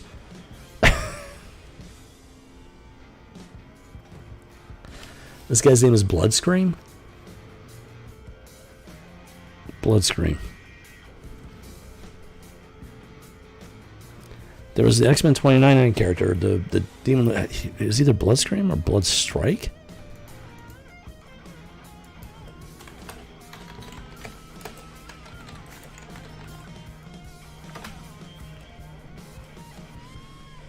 Bloodhawk. Okay, Bloodhawk. Okay, I was wondering if maybe there was a connection, but maybe not. Other than he was, you know. Yeah, let's not go down that rabbit hole. So she drags this vampire dude, Bloodscream, back to the pile of bones. I have no idea why they were sitting in a pile of bones, especially if it's been sitting there for 300 years. There's apparently an android Wolverine, so I'm not sure what's going on with that. They give him a jump start, and he comes back.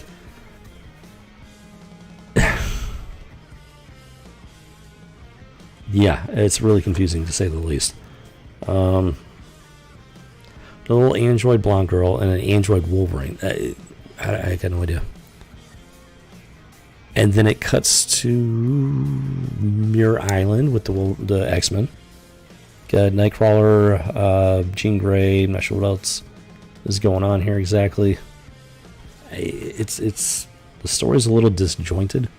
I'm not reading it word for word, so that's part of it. I don't know everything that's going on, but oh my gosh, are you serious with this, man?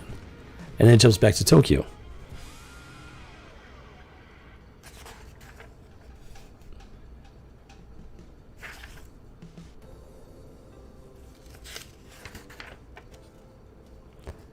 I don't know what's going on.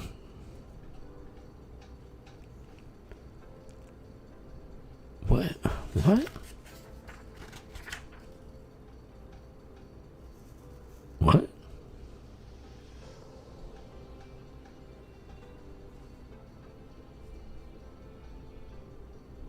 I don't know, some girl. Okay, so it's a bunch of girls, schoolgirls in Tokyo, and one of them is talking about how she was saved by Wolverine, apparently. And they're like making fun of her. They don't believe her or something. And then, yeah, so she runs off and whatnot, and then all of a sudden she happens to run into the real Wolverine. She's like, leave me alone, nobody can help me. She doesn't recognize him or something. I don't know. I don't know who this girl is. I don't know what's going on. Maybe it's from a previous issue. I'm not really sure. So that's the problem with not being able to read this word for word. Having to, breeze over it a little bit. You miss out on a whole bunch of stuff. Jiminy Cricket. All I know is that she had some sort of a run-in with Wolverine, who apparently saved her life. But then, what? Like, she runs off. And apparently he ends up... Like, her parents own a store or something, and he just happens to go... Wait a minute. I don't know. He finds her place, and he's offering the pretense that he's there to inspect her living quarters on behalf of her benefactor, Mr. Logan. I guess these are not her parents, like foster parents or something. I'm not sure what's going on. So he did save her, and apparently he set her up with a family or something to make sure she's taken care of. That seems to be what's going on. Okay.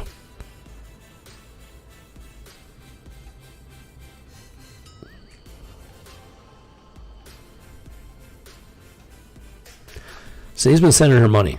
He's been sending them money to take care of her, and they've got her like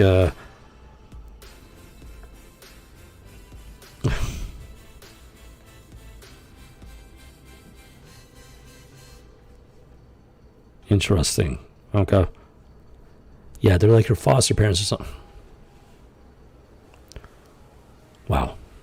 So they're supposed to be her foster parents or something taking care of her, but they're taking the money, and they're just she's got this bed in the attic or something. She doesn't even have a room, and that's why he's inspecting her. Now I want to point something out here. This dude has a cross, meaning he's supposedly, they're trying to claim that he's like religious or something, but yeah, he's this bad guy taking the money.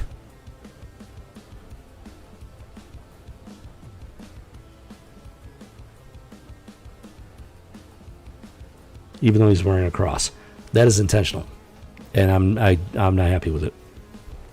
It is intentional. They did that intentionally. It's bullshit, is what it is. Now, I do agree that there are problems with the foster care system. That's they should not have opened that door. I'm not going to get into the stream, but I've gotten into stuff like that in the past, and there's some serious issues. There's institutionalized child abuse. It is not by religious, Christian, God-fearing folk. No, it's by these pieces of garbage that have taken over everything. That's a whole nother topic.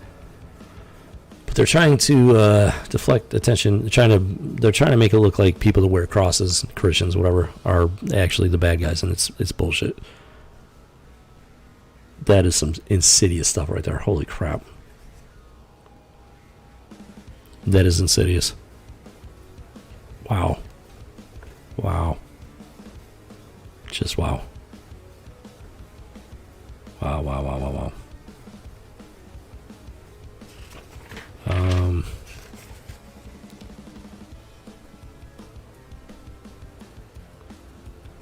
Yeah, so Wolverine shows up at that night, grabs the girl. He's like, he's taking her away, which is all well and good. Apparently these people are dirtbags, but the fact that they're trying to put a really insidious spin on it is just, that is complete falsehood. That is a problem.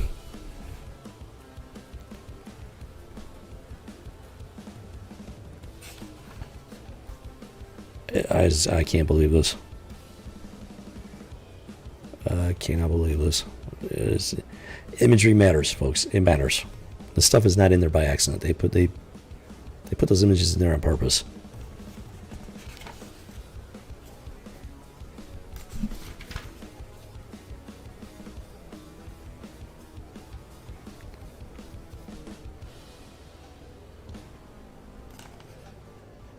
I'm a little bit of shock right now. I mean, it's just like, because if you're a comic book fan and you just want to be entertained. You're not looking for crazy anything. You're just looking to read a good story and be entertained. So back in the day when I bought this, that was my intent. I picked it up, read it. I was just trying to be entertained. I was like, hey, it's Wolverine. He's kicking ass. He's taking care of this little girl.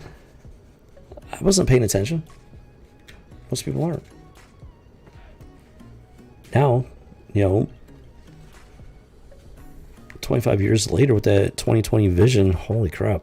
It's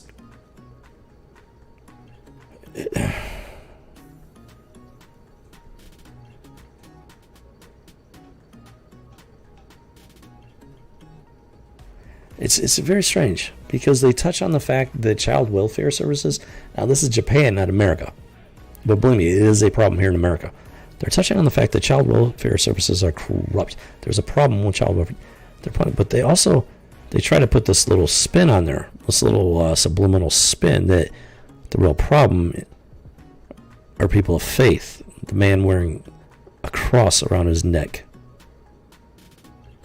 which is supposed to represent him being a Christian or maybe a Catholic. So they're putting this rather insidious spin on it, trying to make it out that Christians, God-fearing people, Catholics are in fact the bad guys when they're not. Imagery matters. Symbology matters. Make no mistake.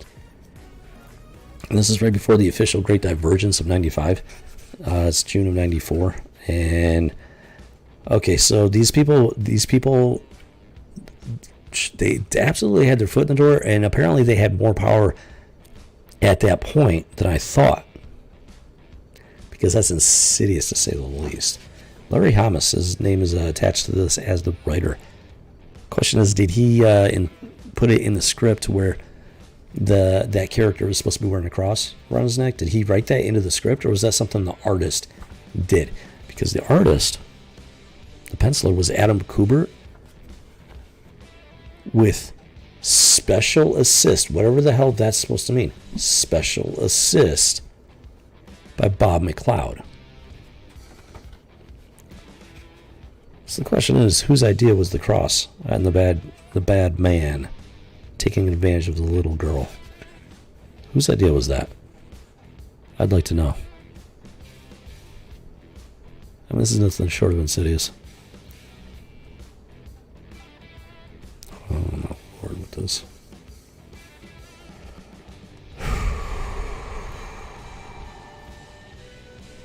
Then Silver Samurai shows up at the end, and he's there to help the girl or something, I guess.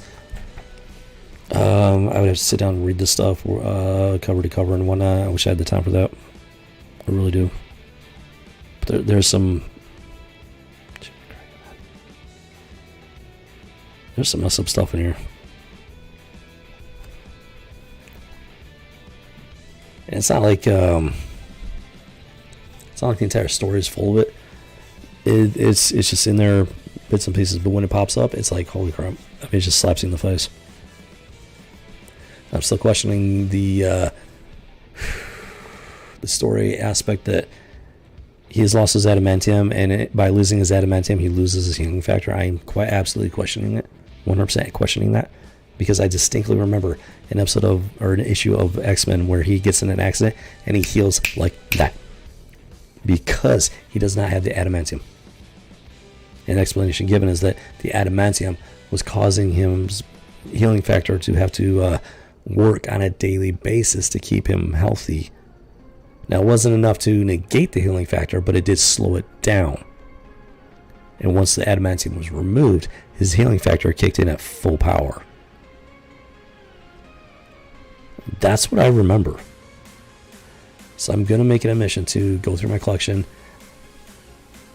I got to find my X-Men issues from this time frame. Hopefully it won't take much time, because I can't afford to put too much time on it. I'm making that a mission to try and find that issue. Hopefully I've got it, because what I remember is in complete contradiction of what's in this Wolverine title. Complete 100% contradiction, and I know I'm not remembering it wrong. Dude, this is nuts, man. If I can find it and prove it, I want to see who wrote that one versus who wrote these. These were written by Larry Hamas. This is, wow. Man, there's some stuff going on. There's definitely some stuff going on here, folks. Some surprising stuff. I've got to find it. I have to find it. I have to prove that I'm remembering it right. Not only to you guys, but to myself. Okay. We're going to, we got one more issue here to go over. Let's see here.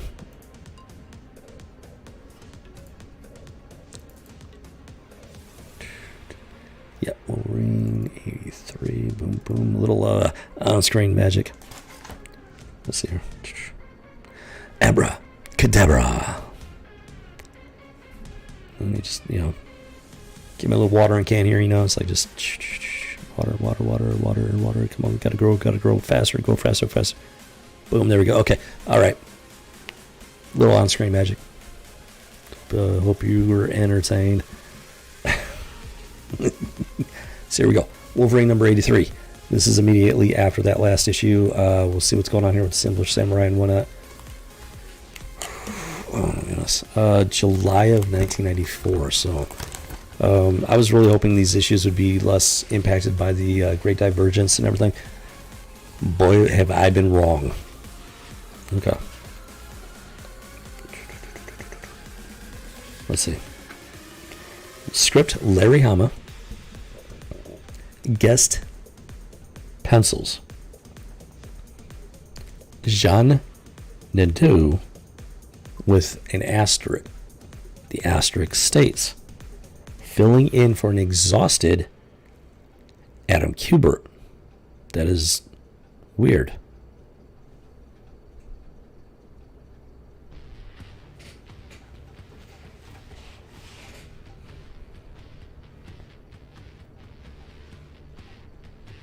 Adam Kubert was replaced by a guest penciler because he was exhausted.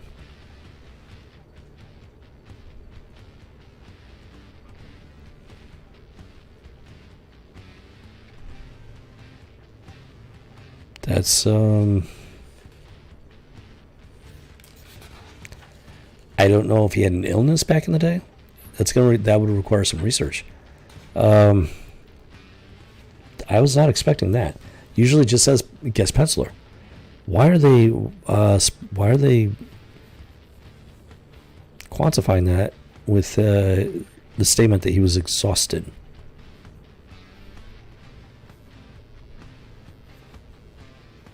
Was he publicly ill? Like I have no idea. I don't remember ever hearing about Adam Kubert being ill with anything.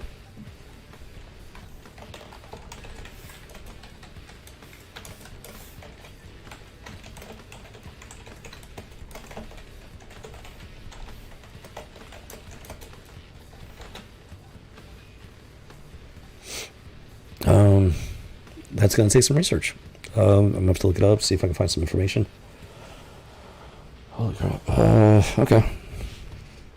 It's just when with a single piece of information is one thing, but when you got like all this stuff going on across the board, it starts painting a picture and everything, and that's where it becomes concerning. So yeah, exhaustion. Okay. I can't get that. But we're talking about, this is right before the Great Divergence, or at least what I thought was right before the Great Divergence. These people are clearly in the process of taking over at this point. I may have to revise my timeline a little bit. That's going to take research. Got to find out who these people are. What exactly happened with Adam Kubert? How is he was replaced as a penciler because of exhaustion?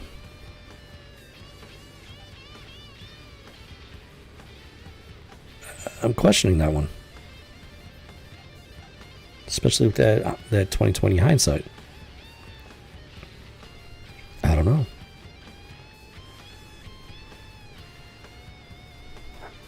There's just a lot of weird stuff going on.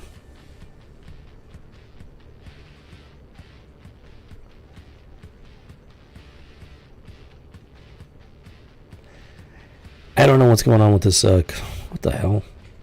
This is just weird. Okay, so normally Wolverine, he's got his mask on, and you don't see his facial hair because it's all stuffed under the mask. For some reason, they take his mutton chops and turn it into a beard. He's in full costume, and his mutton chops are sticking out of his mask like a beard. I don't remember ever seeing that before. I'm questioning that cover art. Why does he look like an Amish Wolverine? Somebody please explain that one to me. Because it looks like it goes all the way to the chin. But then if you look at this picture right here, the very first page, you can clearly see their mutton chops. It's not a beard. It's mutton chops. And they should be hidden underneath the mask. But then you look at the mask, and they're just sticking out like a freaking Amish Abraham Lincoln style beard.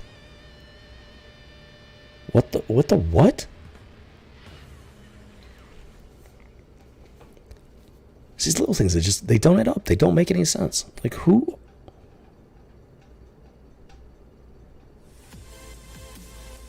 It says Adam Kubert, farmer on the cover. Farmer? What? Now, I'm pretty sure that he signed it because he's the one that did the cover art.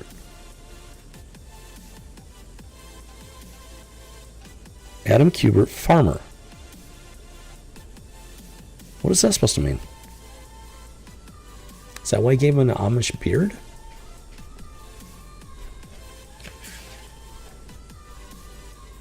Guest pencils. Filling in for an exhausted Adam. Yeah, so Adam Kubert was the... So apparently Adam Kubert did the cover.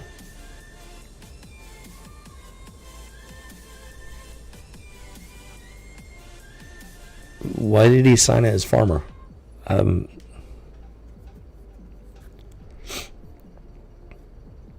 That's just going to take some research. I have absolutely no idea. I'm going to have to look that up. Jim Cricket. I need to make some notes here real quick.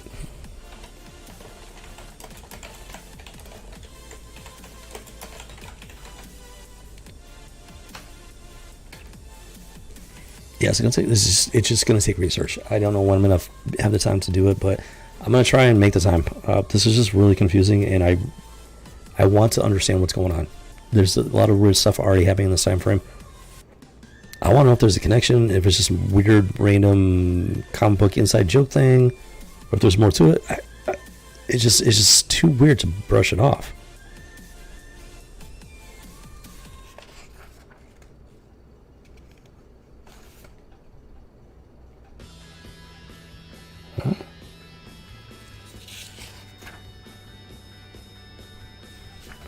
So it shows the cover, and the guy's like, grabs up the Wolverine, Logan, whatever, we're coming in hard. And it shows them they're about to land, and then nothing. The plane's on the ground, and nothing. It just ends right there with that particular scene. No, it's just no payoff at all. It's like, okay, we're fine, and then in comes. I mean, that's just terrible storytelling right there. I'm sorry. Hey, it's gonna be a rough landing. Oh, hey guys, how you doing? Yeah, everything's good. Hey. Like, where's the in between?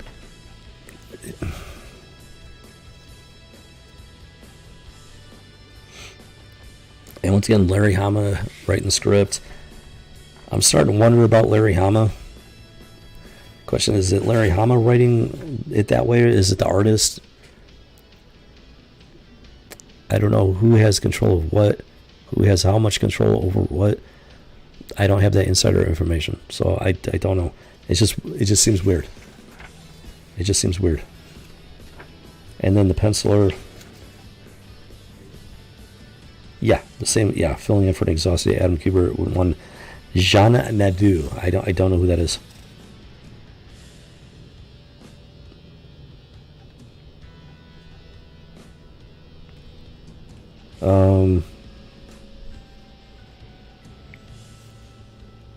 It's odd.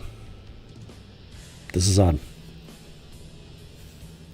At first glance, it seems like it's decent artwork, but there's something odd here. Yes, you got Wolverine jumping out and everything. Overall, nothing too odd. But then, if you look at this chick, she's the chick from the other Wolverine issue. That he passed out or something. The bikers dropped him off. I don't know if you can see the face that well, but her face is just, there's something off about her face. And if you look at her chest, now she looks, from the neck down, she looks feminine. But then, like, for some strange reason, the artist made a point of making sure that you could see her anatomy very clearly. Her nipple is very pointy. It's sticking out, and it's like, it's a little much. Like, yeah, I don't have a problem with the female form. I have no problem with it whatsoever. But this is supposed to be a comic book for, general audiences for the most part. Why do you feel the need to put so much detail into her nipple? I mean, it's pointy, folks. Yeah, okay, I get it. It's Canada. It's cold up there. But this is a comic book. You have control over that.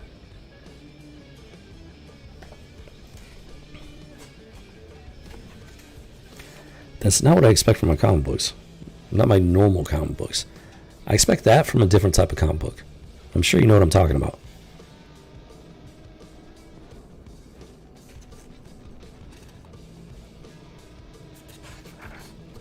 Alright, let's keep looking. Yeah, and that face. Her face is just, it's off. It's something off about it.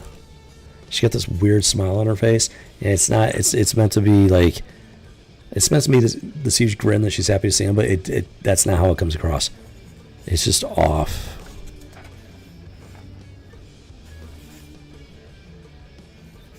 And it seems like he put a lot of work into this initial page, this initial splash.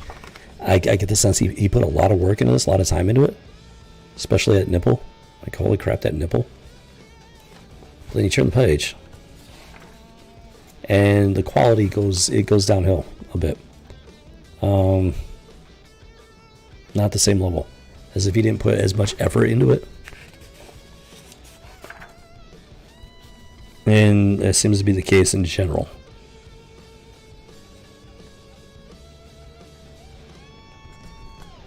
So whoever this chick is, apparently they have like some sort of thing. I don't know if it's a close friendship, if it's more flirtatious. But then there's the guy. I see. I'm not as familiar with Alpha Flight, so I thought aren't these two together? Aren't they supposed to be together? Maybe I'm wrong. I thought they were supposed to be a couple or something. Now, in the previous issue, she was there by herself. I don't know if he was off somewhere, or if they weren't in fact a couple and she lives by herself. I don't know. Like I said, I'm not as familiar with Alpha Flight. Man, something about this artwork is just off, man. But then, as you can see here, they definitely have a close relationship there. Close friends, something more, I don't know. But they have a close relationship. But then, what about this dude, the other dude? I thought they were together. And if that's the case, then Wolverine's cucking him right now. If it's not the case, then okay. But if they are together, he's getting cooked. I don't know. That's going to take some research. I'm like I said, I'm not as familiar with Alpha Flight.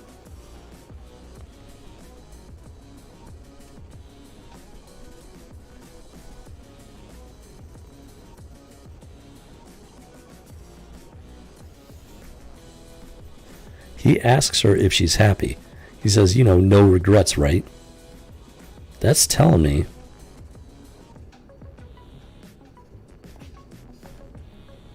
that they are together, her and the other guy.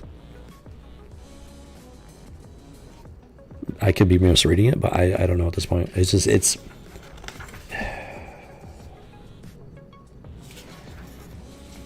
not really my idea of appropriate. If it's the one way, it's fine. If it's the other way, it's not my idea of appropriate. That's why I'm asking the question. Because there's been some inappropriate stuff going on since around 94, 95, apparently 93 as well. And then don't get me started on the modern state of Wolverine, Cyclops, and Jean Grey. Do not get me started. That is why I'm asking these questions. That's actually part of why I'm asking these questions. Like, where exactly did it start? It looks like maybe it started way back in 94, even. 93, 94. I wish I had time to do more of the research. I really do. We're just scratching, skimming the surface here, folks. This is not my main channel. My main channel, it's something's happening with my main channel. Good things, hopefully. Seems to be picking up speed, so I'm really focused over there 110%. I simply don't have the time to do this kind of research over here for House of G. I sincerely wish I did, because we've come across some very odd stuff, to say the least, and it's stuff that warrants further research. I'm just asking the questions here, offering theories where I can. But absolutely needs further research. That's what we're doing here. Pop culture archaeology. That's what we're doing here. That's what it's all about.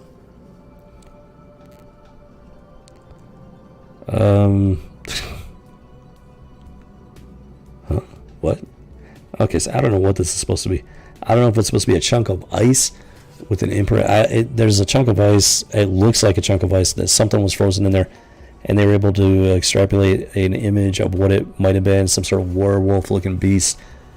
I have no idea at this point, but yeah, they're trying to figure out what it was and where it disappeared to, because apparently it took off. It defrosted and took off.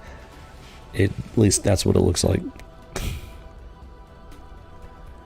But I will say this about the artwork. It seems like, yeah, at this point, 93, 94, they were already handing out participation trophies to guest artists, giving them these major titles, and using exhaustion as the excuse for it, for the real artist. Very curious indeed.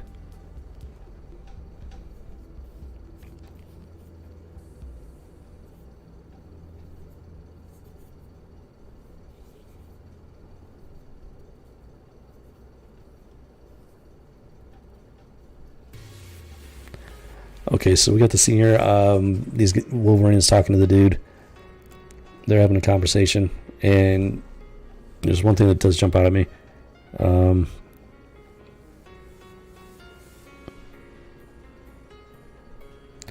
Are you freaking kidding me with this? Hold on. Lost my adamantium. Not that I ever wanted that stuff in the first place, and my powers are slipping away. They have, in the Wolverine title, they made a direct connection between the adamantium somehow giving him powers. It makes no damn sense. Especially when I distinctly remember that issue of X-Men where he gets into a fatal accident, but he heals like immediately. It doesn't make any damn sense. I have to find that issue. I think I've got it. I want to say I've got that issue in my collection. I just need to find it, and it's driving me nuts. But then he goes on.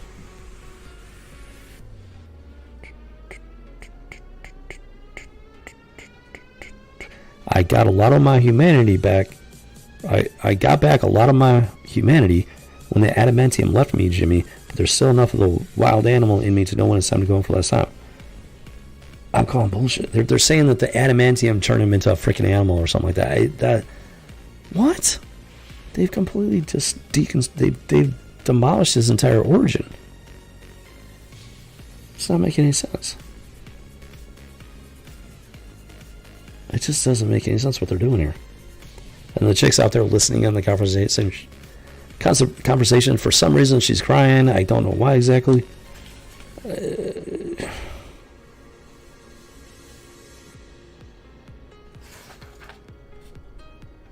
Unless he's talking about, he thinks he's dying, I guess.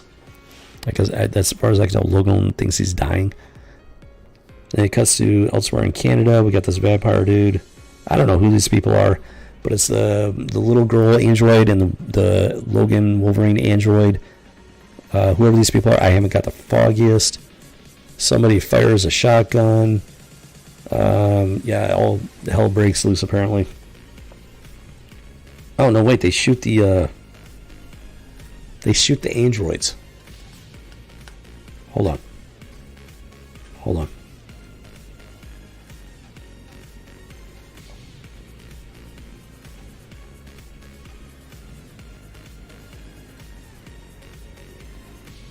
So apparently these guys are poachers or something. They're the ones that desecrated the burial ground, I guess. That's what they're saying anyways. They shoot the androids to...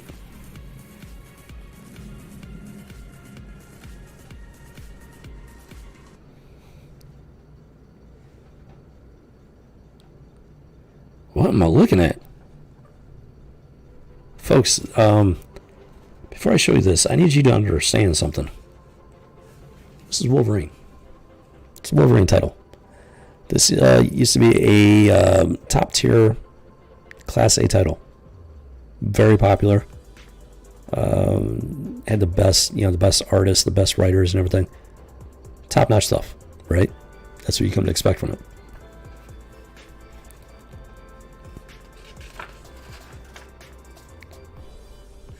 What the hell?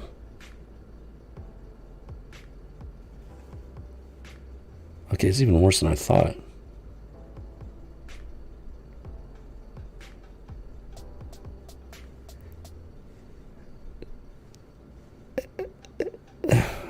What am I looking at?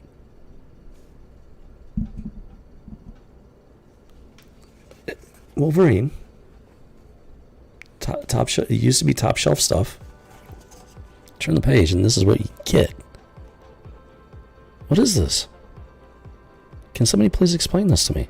What am I looking at? That's supposed to be that Bloodscreen guy, whatever his name is, the vampire dude. So these quote unquote poachers, they shoot the androids, and then he goes all vampire. This is what he, this is his true form. I mean, that's one of the goofiest looking vampires I've ever seen. And don't forget, folks, sparkly vampires exist. I can't even, what was it, Twilight? Don't forget, folks, Twilight vampires exist. And this is one of the goofiest vampires I've ever seen. What is this? This is the guy that took over for Adam Kubert because Adam Kubert was quote unquote exhausted. What is this?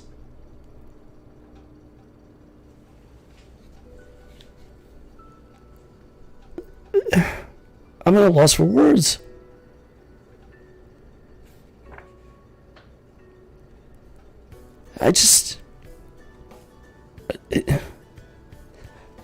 Hope springs eternal, like, right? And every time I do a House of G stream, I keep hoping that we've reached the end of it, but it just keeps going. It just doesn't stop, folks. And let me prove that to you, because that's not the end of this. So you got this goofy ass looking vampire. Like, who the hell authorized this? And on the very next page, we got this gem. The little girl android, right? She's doing some judo kick. Her dress is flying way the hell up. You can see her panties. Who the fuck authorized this? At best, this is highly inappropriate. Yeah, I get it. It's an android. But guess what? It looks like a little girl. A 5-year-old little girl flying through the air with her dress hiked up. And you can see her fucking panties with her legs spread wide. Who the hell authorized this? Because that is unacceptable. And don't give me this bullshit. It's just a comic book. No. That can be classified as child. That's the potential to be classified as child porn. I hate to break it to you. In a top shelf title, Wolverine. July of 1994. I'm officially revising my timeline. I was thinking that around 95, 96 was the official point of the Great Divergence, but maybe I might have to revise that to 94 at this point. If they were able to do this to Wolverine, at the very least, like 94. I mean, absolutely, these people had their foot in the door. No question there. But I'm thinking it's starting to look like they had far more control than I thought. As early as 94, possibly 93.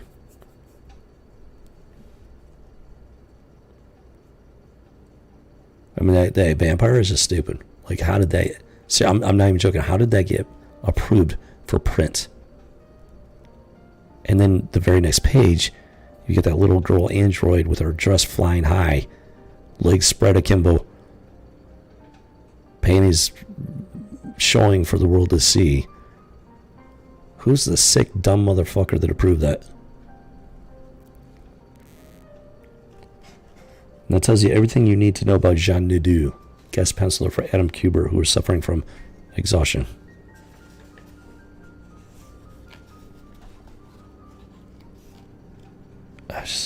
Every time I think, that's what I get for thinking.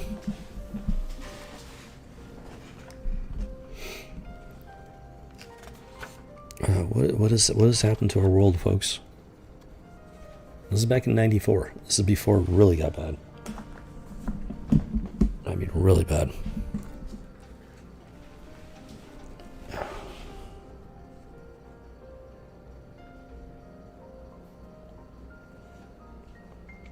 I mean, at this point, the damage is done, obviously.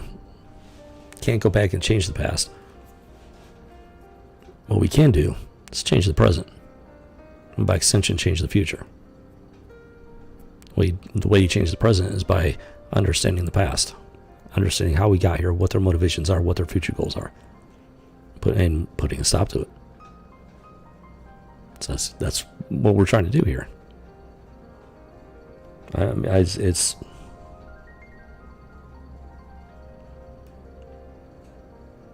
Vile and disgusting people are going to be vile and disgusting. You can't stop them from being vile and disgusting. You can stop them from inflicting that vile, disgusting nature on other people, though.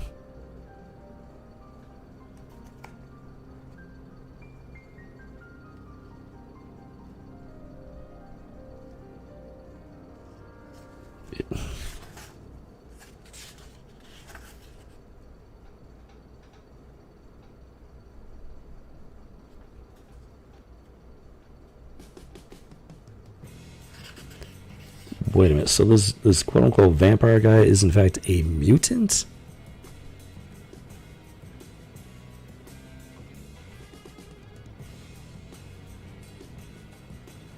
Wait a minute, who wrote this?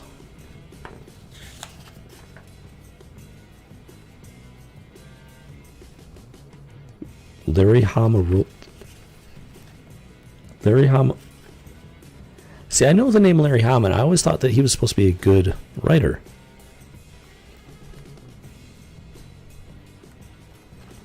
Let me. See, got this goofy ass image right there, right? Let me read what this character is saying.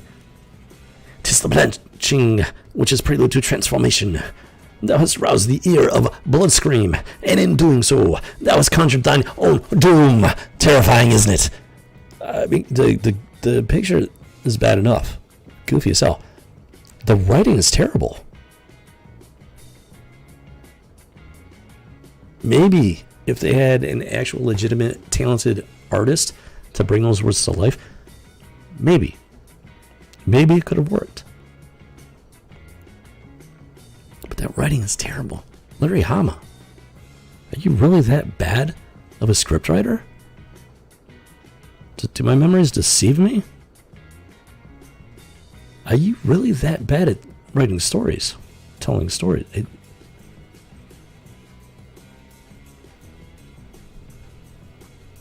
My brain can't process what I'm seeing. I can't process it.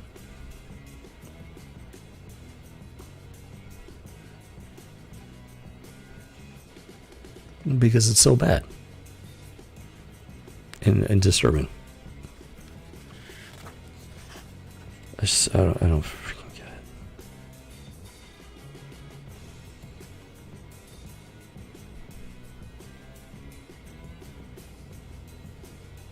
So apparently this mutant vampire dude is also, he just happens to be looking for Logan as well.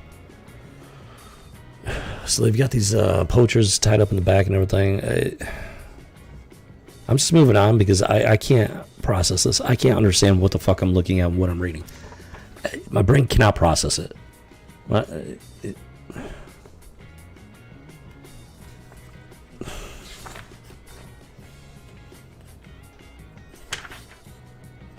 Huh?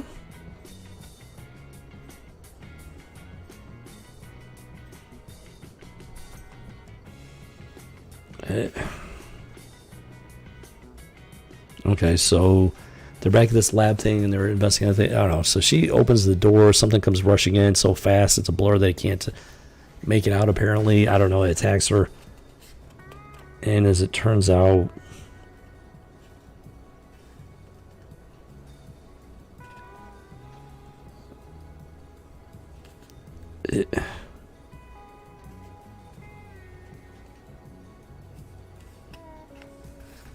what is this thing supposed to be? See, I don't know if this is supposed to be like a werewolf looking thing or Wendigo. It's got like a wolf face. So it makes me think werewolf, but there was this creature called the Wendigo in Canada, and I don't know if this made me supposed to be the Wendigo. I don't know. These guys all show up. They're fighting the creature. Like, it looks vaguely werewolfish, but it's massively huge. And, you know, they're going up against it, whatever, trying to fight it. I don't know exactly. I'm not reading it word for word. It's not giving it a name. They're not calling it anything particular. Wendigo just does jump to mind.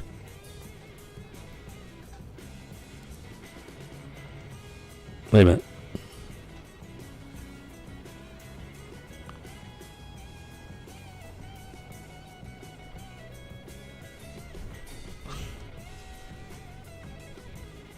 The Hunter in Darkness. They refer to it as the Hunter in Darkness. But he's saying it's not the same one. I have no idea what the Hunter in Darkness is. Unless it's some werewolf Wendigo hybrid or something. I don't have a clue.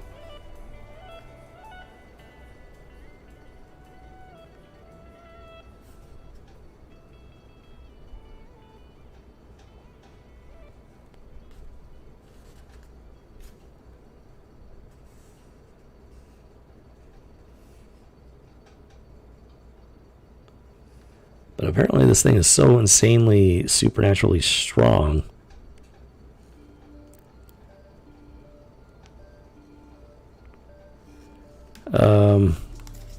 Yeah, so this dude's all, he gets into this like mech suit thing. Whatever. I'm trying to process what I'm seeing. It's really difficult.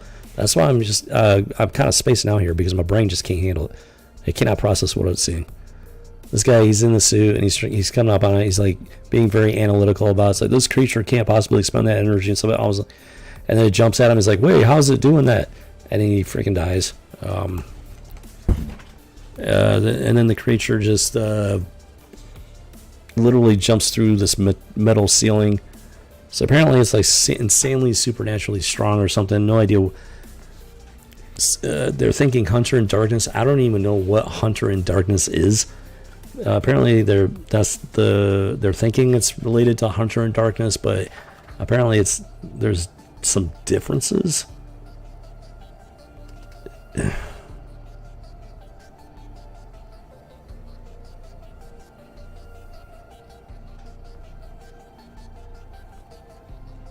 But I guess that's what they're going with, is Hunter in Darkness. I don't know what that is.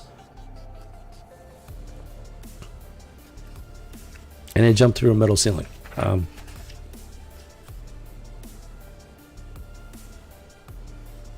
What?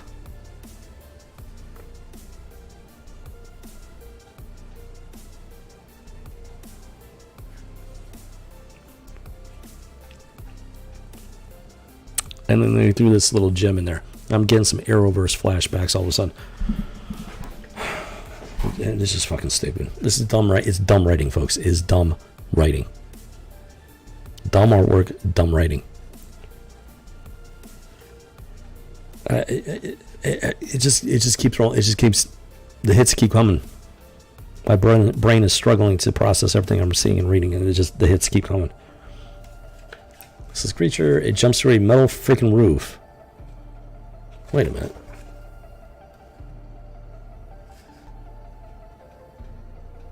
Okay, I think it swipes a hole in this metal roof, because it does a swipe here. So apparently it swipes a hole in the roof made out of metal, jumps through it.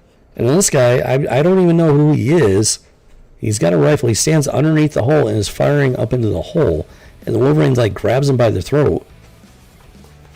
Let me read what he says. You cool it with that pop gun, bub, or I'm going to shove it down your throat. But first, you hear me? I hear you. Are you fucking kidding me with this? Why is he going off on the guy? He's not the threat. This hunter creature is the threat. Why is he going off on this guy? He did what any sane person might do. The creature jumped through the hole. He tried to take an attack of opportunity. That is a natural reaction. So you sit in the hole, fired up, trying to hopefully hit the creature. And it's not exactly outside the realm of what somebody might do in that situation. I don't even know who the guy is.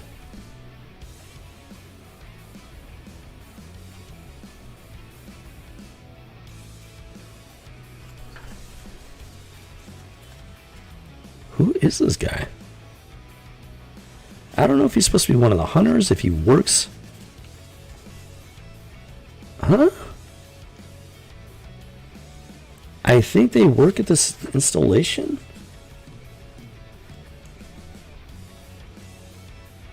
So why is he being hostile towards this guy? They're all on the same side here. Why is he being hostile towards this guy? Other than the fact that he's using a rifle. He's using a gun to try and take this creature down. And Wolverine's, oh, you didn't put that pop gun. It's an anti-Second Amendment scene, folks. They wrote that on purpose to try to make gun owners look like incompetent fools. I'm telling you, that is their motivation for that panel. It's almost as if these people don't understand this is a comic book. Okay, putting something like that in a comic book doesn't mean shit because it's not real. It only shows the mental state of the person writing and drawing that. And it's not a good picture.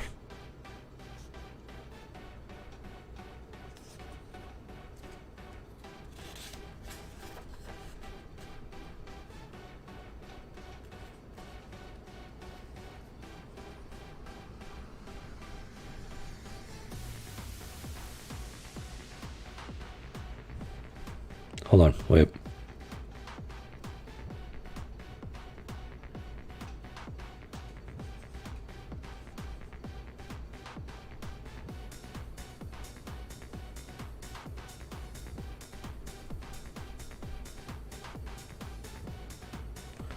So for some strange reason, Wolverine is just being an asshole towards this guy, and I cannot figure out why. Reading the dialogue and everything, I don't have, other than the fact that he has a rifle and there's no logical explanation as to why Wolverine is being an asshole towards this guy. He's like, yeah, that's right, you need to get in there and shut up. It's like, he has a very valid question. It's like, are we supposed to just leave the guy? So apparently one of their compatriots is outside, dead. His body is outside. So this guy's all like, well, are we going to just leave his body outside? It's a valid question. It's a very valid question. And then Wolverine's just being an asshole. He's like, yeah, that's right. And he shows him, he's like, you need to get in there and shut up. I cannot find any logical reason from this dialogue as to why Wolverine is being an asshole towards this guy, other than the fact that he has a freaking gun. That's the only apparent explanation. Like I said, I'm getting Arrowverse flashbacks. There was an episode of Arrow. It's a really stupid freaking episode. The writing was horrible. Long story short, there was a whole bunch of people, innocent, like civilians, in this open marketplace type area. It was supposed to be some event, celebration. It got attacked. There were men with weapons, per their Second Amendment right. They were carrying weapons. And one guy was like, get around, everybody gather around me, I'll save you. And he was like randomly firing off into the sky, absolutely nothing. And then Green Arrow comes in. He's like, you need to he like knocks the guy out or something. He's like, you're a danger to, like, it was just stupid. It was the dumbest thing I've ever seen. That is not how legitimate gun owners operate. We don't stand in the middle of open space firing into the empty air at absolutely nothing. Hey, I'll save you. That's not how we operate. Yeah, that guy was an idiot because he was written that way. As the purpose is to paint all gun owners as irresponsible idiots that don't know how to use a weapon properly. I'm tired of it. They've been doing this crap, apparently, since 1994. On top of other things. Yeah, so I have to revise my time frame for the Great Divergence. These guys were already taking over, in the process of taking over in 1994, as late 1993. There's some absolutely ludicrous stuff in here and some absolutely just insidious stuff in here. And keep on, because this is Wolverine, folks. This used to be a top shelf title. If you're wondering how the modern Wolverine came about with him, Cyclops, and Jean Grey, it started as far back as 93, 94. It's been a work in progress for a really long time. I am shocked at how bad this is. No, it's like, okay, Wolverine. This is Wolverine. This is some old school Wolverine. Apparently not old school enough. I was like, this shouldn't be that bad of in House of G because it's Wolverine. I'm big enough of a man to admit when I'm wrong. When I'm wrong on this.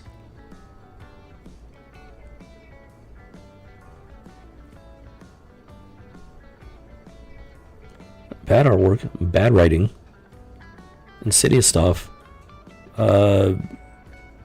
pizza,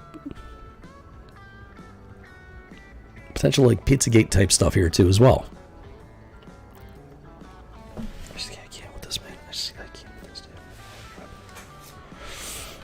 I'm trying to have fun here, folks. I'm trying to have fun, really. I go into this. I start the stream with the intent to have fun. Like, yeah, geek out. Like, hey guys, let's check this out. But apparently, I'm still going through a pile, like a cesspool, the cesspool part of my collection. Apparently, we just haven't had the chance to get to the good stuff yet. And there's still more to come before we do that, unfortunately. And research needs to be done. I've taken a lot of notes on this one, and there's stuff that needs to be looked up, needs to be investigated. I'm gonna try and find the time. I don't know when I'm gonna find the time. I'm gonna attempt to.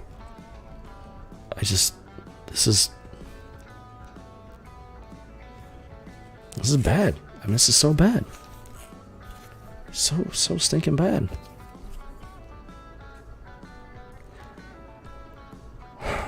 The only thing that's really shocking me at this point, so this is 1994, right? The only thing that's really shocking me at this point is that it still took me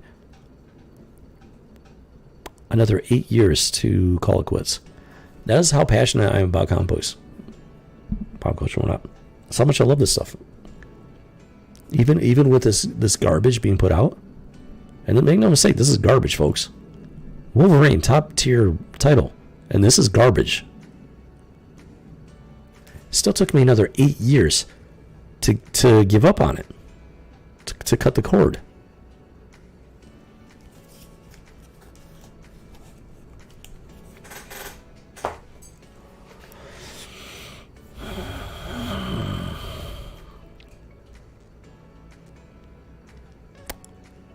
I honestly don't know what to say at this point. It's just, my brain is still struggling to process what I just read and saw with my two eyes. I don't even, what else can I say? It's just garbage. And we're talking 93, 94, 2 years before what I thought was the Great Divergence. Stuff was already going on. Now, it seems like they were in the process of weeding people out. So this whole thing with Adam Kubert, these guest pencilers taking over for Adam Kubert due to quote-unquote exhaustion. That's one of the points that I need to research is like, what happened with Adam Kubert in that time frame? He was the penciler, the artist. What happened to him during that time frame to cause him to step back due to exhaustion? Now, if anybody has the information, I'd love to hear it, but otherwise I'm going to look it up for myself. Either way, I'm still going to look it up to verify it.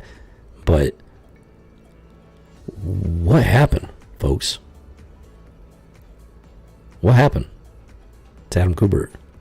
And Larry Hamas was writing this stuff. I don't remember him being a bad writer.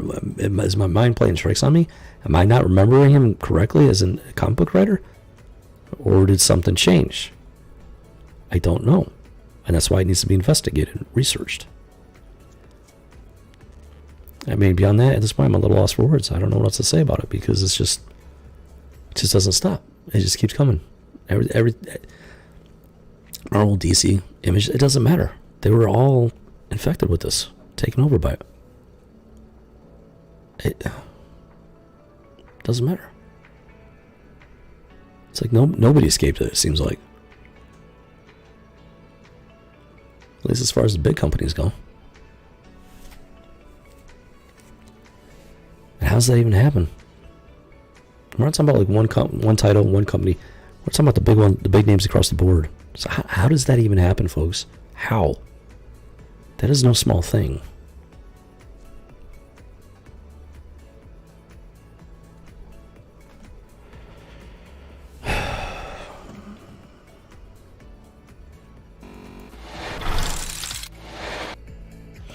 Okay, so I think that's just we're just about done with this stream.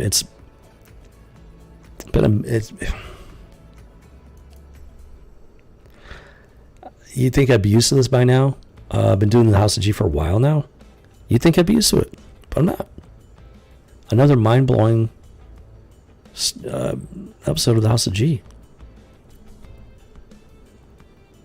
You've got to come to expect the unexpected here, folks, because I don't plan this stuff out. I go through my collection that I've got. Like, okay, we're going to do these. It's based on the titles. Like, in this case, I had one issue of X23 and a bunch of them of Wolverine. It's like, okay, that's a natural, perfect fit. I pulled them out. I didn't open them up. I didn't read them ahead of time. Just boom, boom. Started the stream, pulled first, started with X23, pulled it out. And just right off the bat. It's just from right out of the gate. Right out of the gate. And didn't stop. I was hoping maybe we get into Wolverine and it would get better. I expected X23 to be a hot mess. I was not expecting the Wolverine to be such a hot mess. Even if there might have been like little things here and there, I was not expecting the level of douchery going on.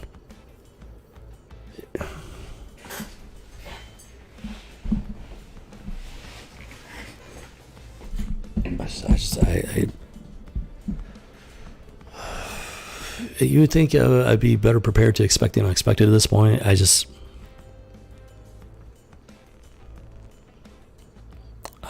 not. Hope springs eternal. I keep hoping, okay, we're going to stumble across some good stuff finally.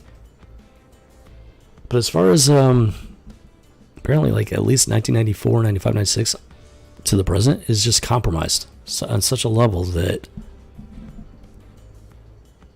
I don't know if there was anything worth reading at that point.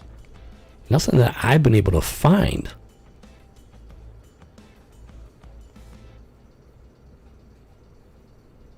Well, with the possible exception of maybe like say Batman Spawn crossover. I don't remember the year though. That's the thing. I don't remember what year that I would have to look that up again. There might be some rare exceptions, but by and large, man, most of this stuff seems to have been compromised as early as 94, 95. Shame to cricket, dude. Holy crap. Has it really been that bad for that long?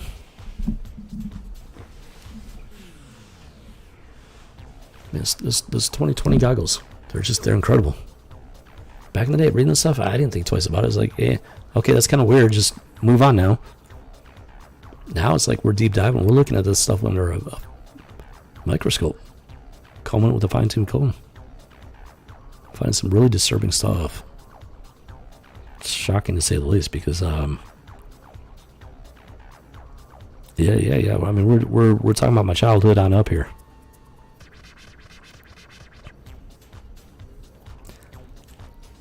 I'm a little bit afraid to go deeper, go further back.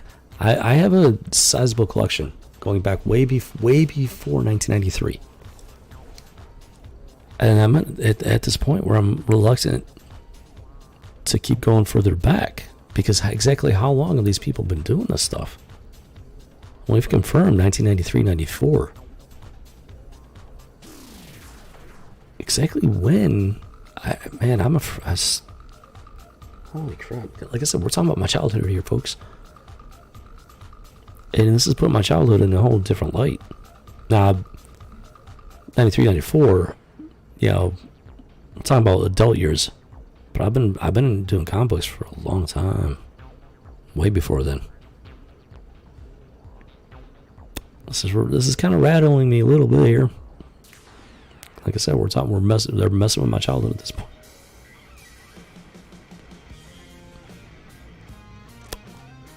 But we're not going to stop. We're going to continue. Yeah. It's as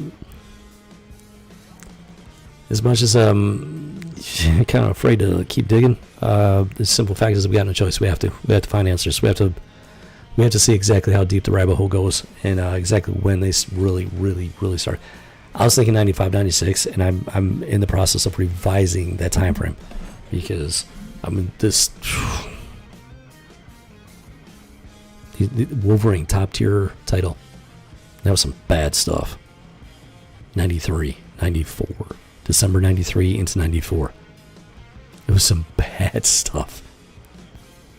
I mean legitimately bad stuff.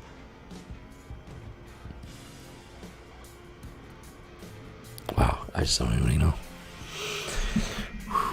But we will continue. It's not going to stop us.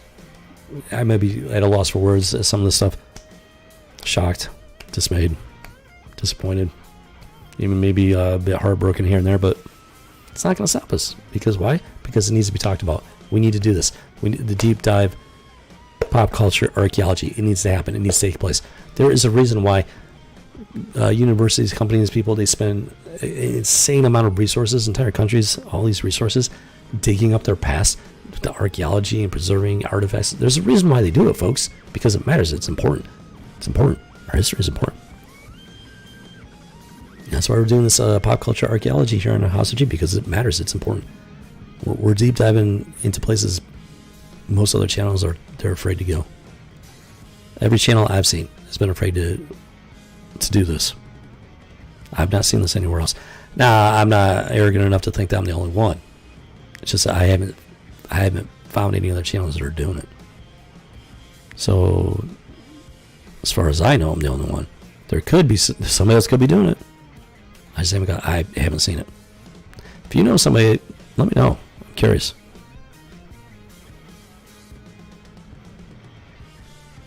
But yeah, regardless, we're going to continue with this deep dive pop culture archaeology here on the House of G. As disturbing as it is, it needs to be done. I was definitely not expecting a Pizzagate level panel there. That one definitely took me by surprise. I don't care if she's an android. I don't care. It's irrelevant. It's the image. The image. Yeah, the story is like the most important part of it all. But it doesn't devalue the importance of the artwork itself. Especially if you're not reading the story. If somebody just opens up and looks at it. That's an automatic no-go. Yeah, somebody approved it, folks. That stuff doesn't just happen. Somebody approved it. The stuff gets... They got editors and whatnot for a reason. To make sure stuff doesn't get printed and published that shouldn't be. Somebody approved it. You need to understand that, folks. Somebody approved it. They gave it the green light. And stuff doesn't just magically hop onto the printing press and boom, get printed out and then shipped out across the country, if not the world. It doesn't just happen. There's a lot of money involved. There's a lot of moving parts. Somebody approved it. I'm telling you, do not be surprised if this channel gets canceled. I do know that, at least in part, other channels are afraid to talk about this stuff because they don't want their channel to get canceled. And I mean like nuked from the platform. I am past the point of caring. I am past the point of fear. I've taken all that and just punted it as far away as I could. I'm sure that's part of it. Why you're not going to see much stuff like this. Besides the fact that it's not as popular to talk about, you know? So it's kind of hard to crack jokes when you're looking at some of the stuff. Especially the Pizzagate level stuff. There's just no way I'm joking about that. I'm not cracking jokes about that. That is just, no. But some of this other stuff, like the goofy ass looking vampire, like, what was that? Come on, man. Who approved that clown show? I don't even know, man. All right, guys. I think it's time to wrap it up.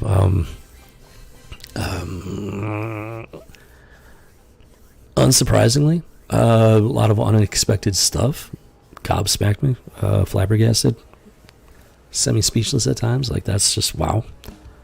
Some disturbing stuff, and just a whole lot of Whiskey Tango Foxtrot.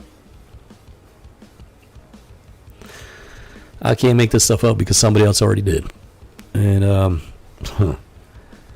they seem to have made a lot of money off of it too, to boot. Whew. All right, well, I hope you're having a great Monday there. Hope this helps you kick it off in some way, shape, or form. Hopefully it makes it for a better Monday somehow. I don't know how, but hopefully it does.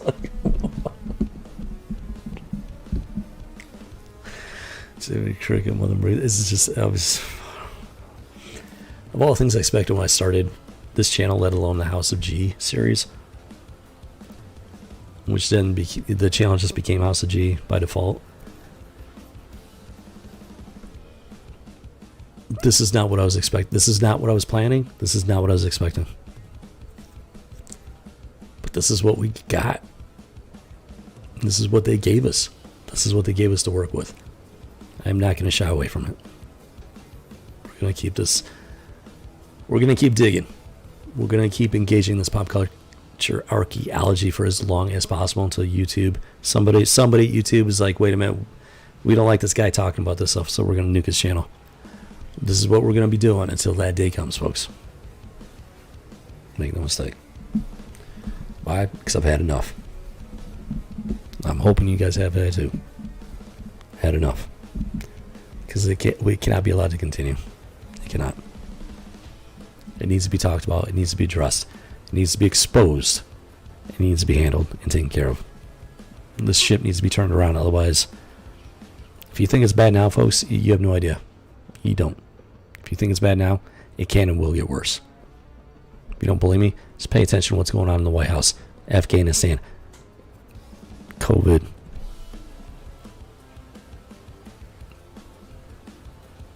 If you can't see it by now,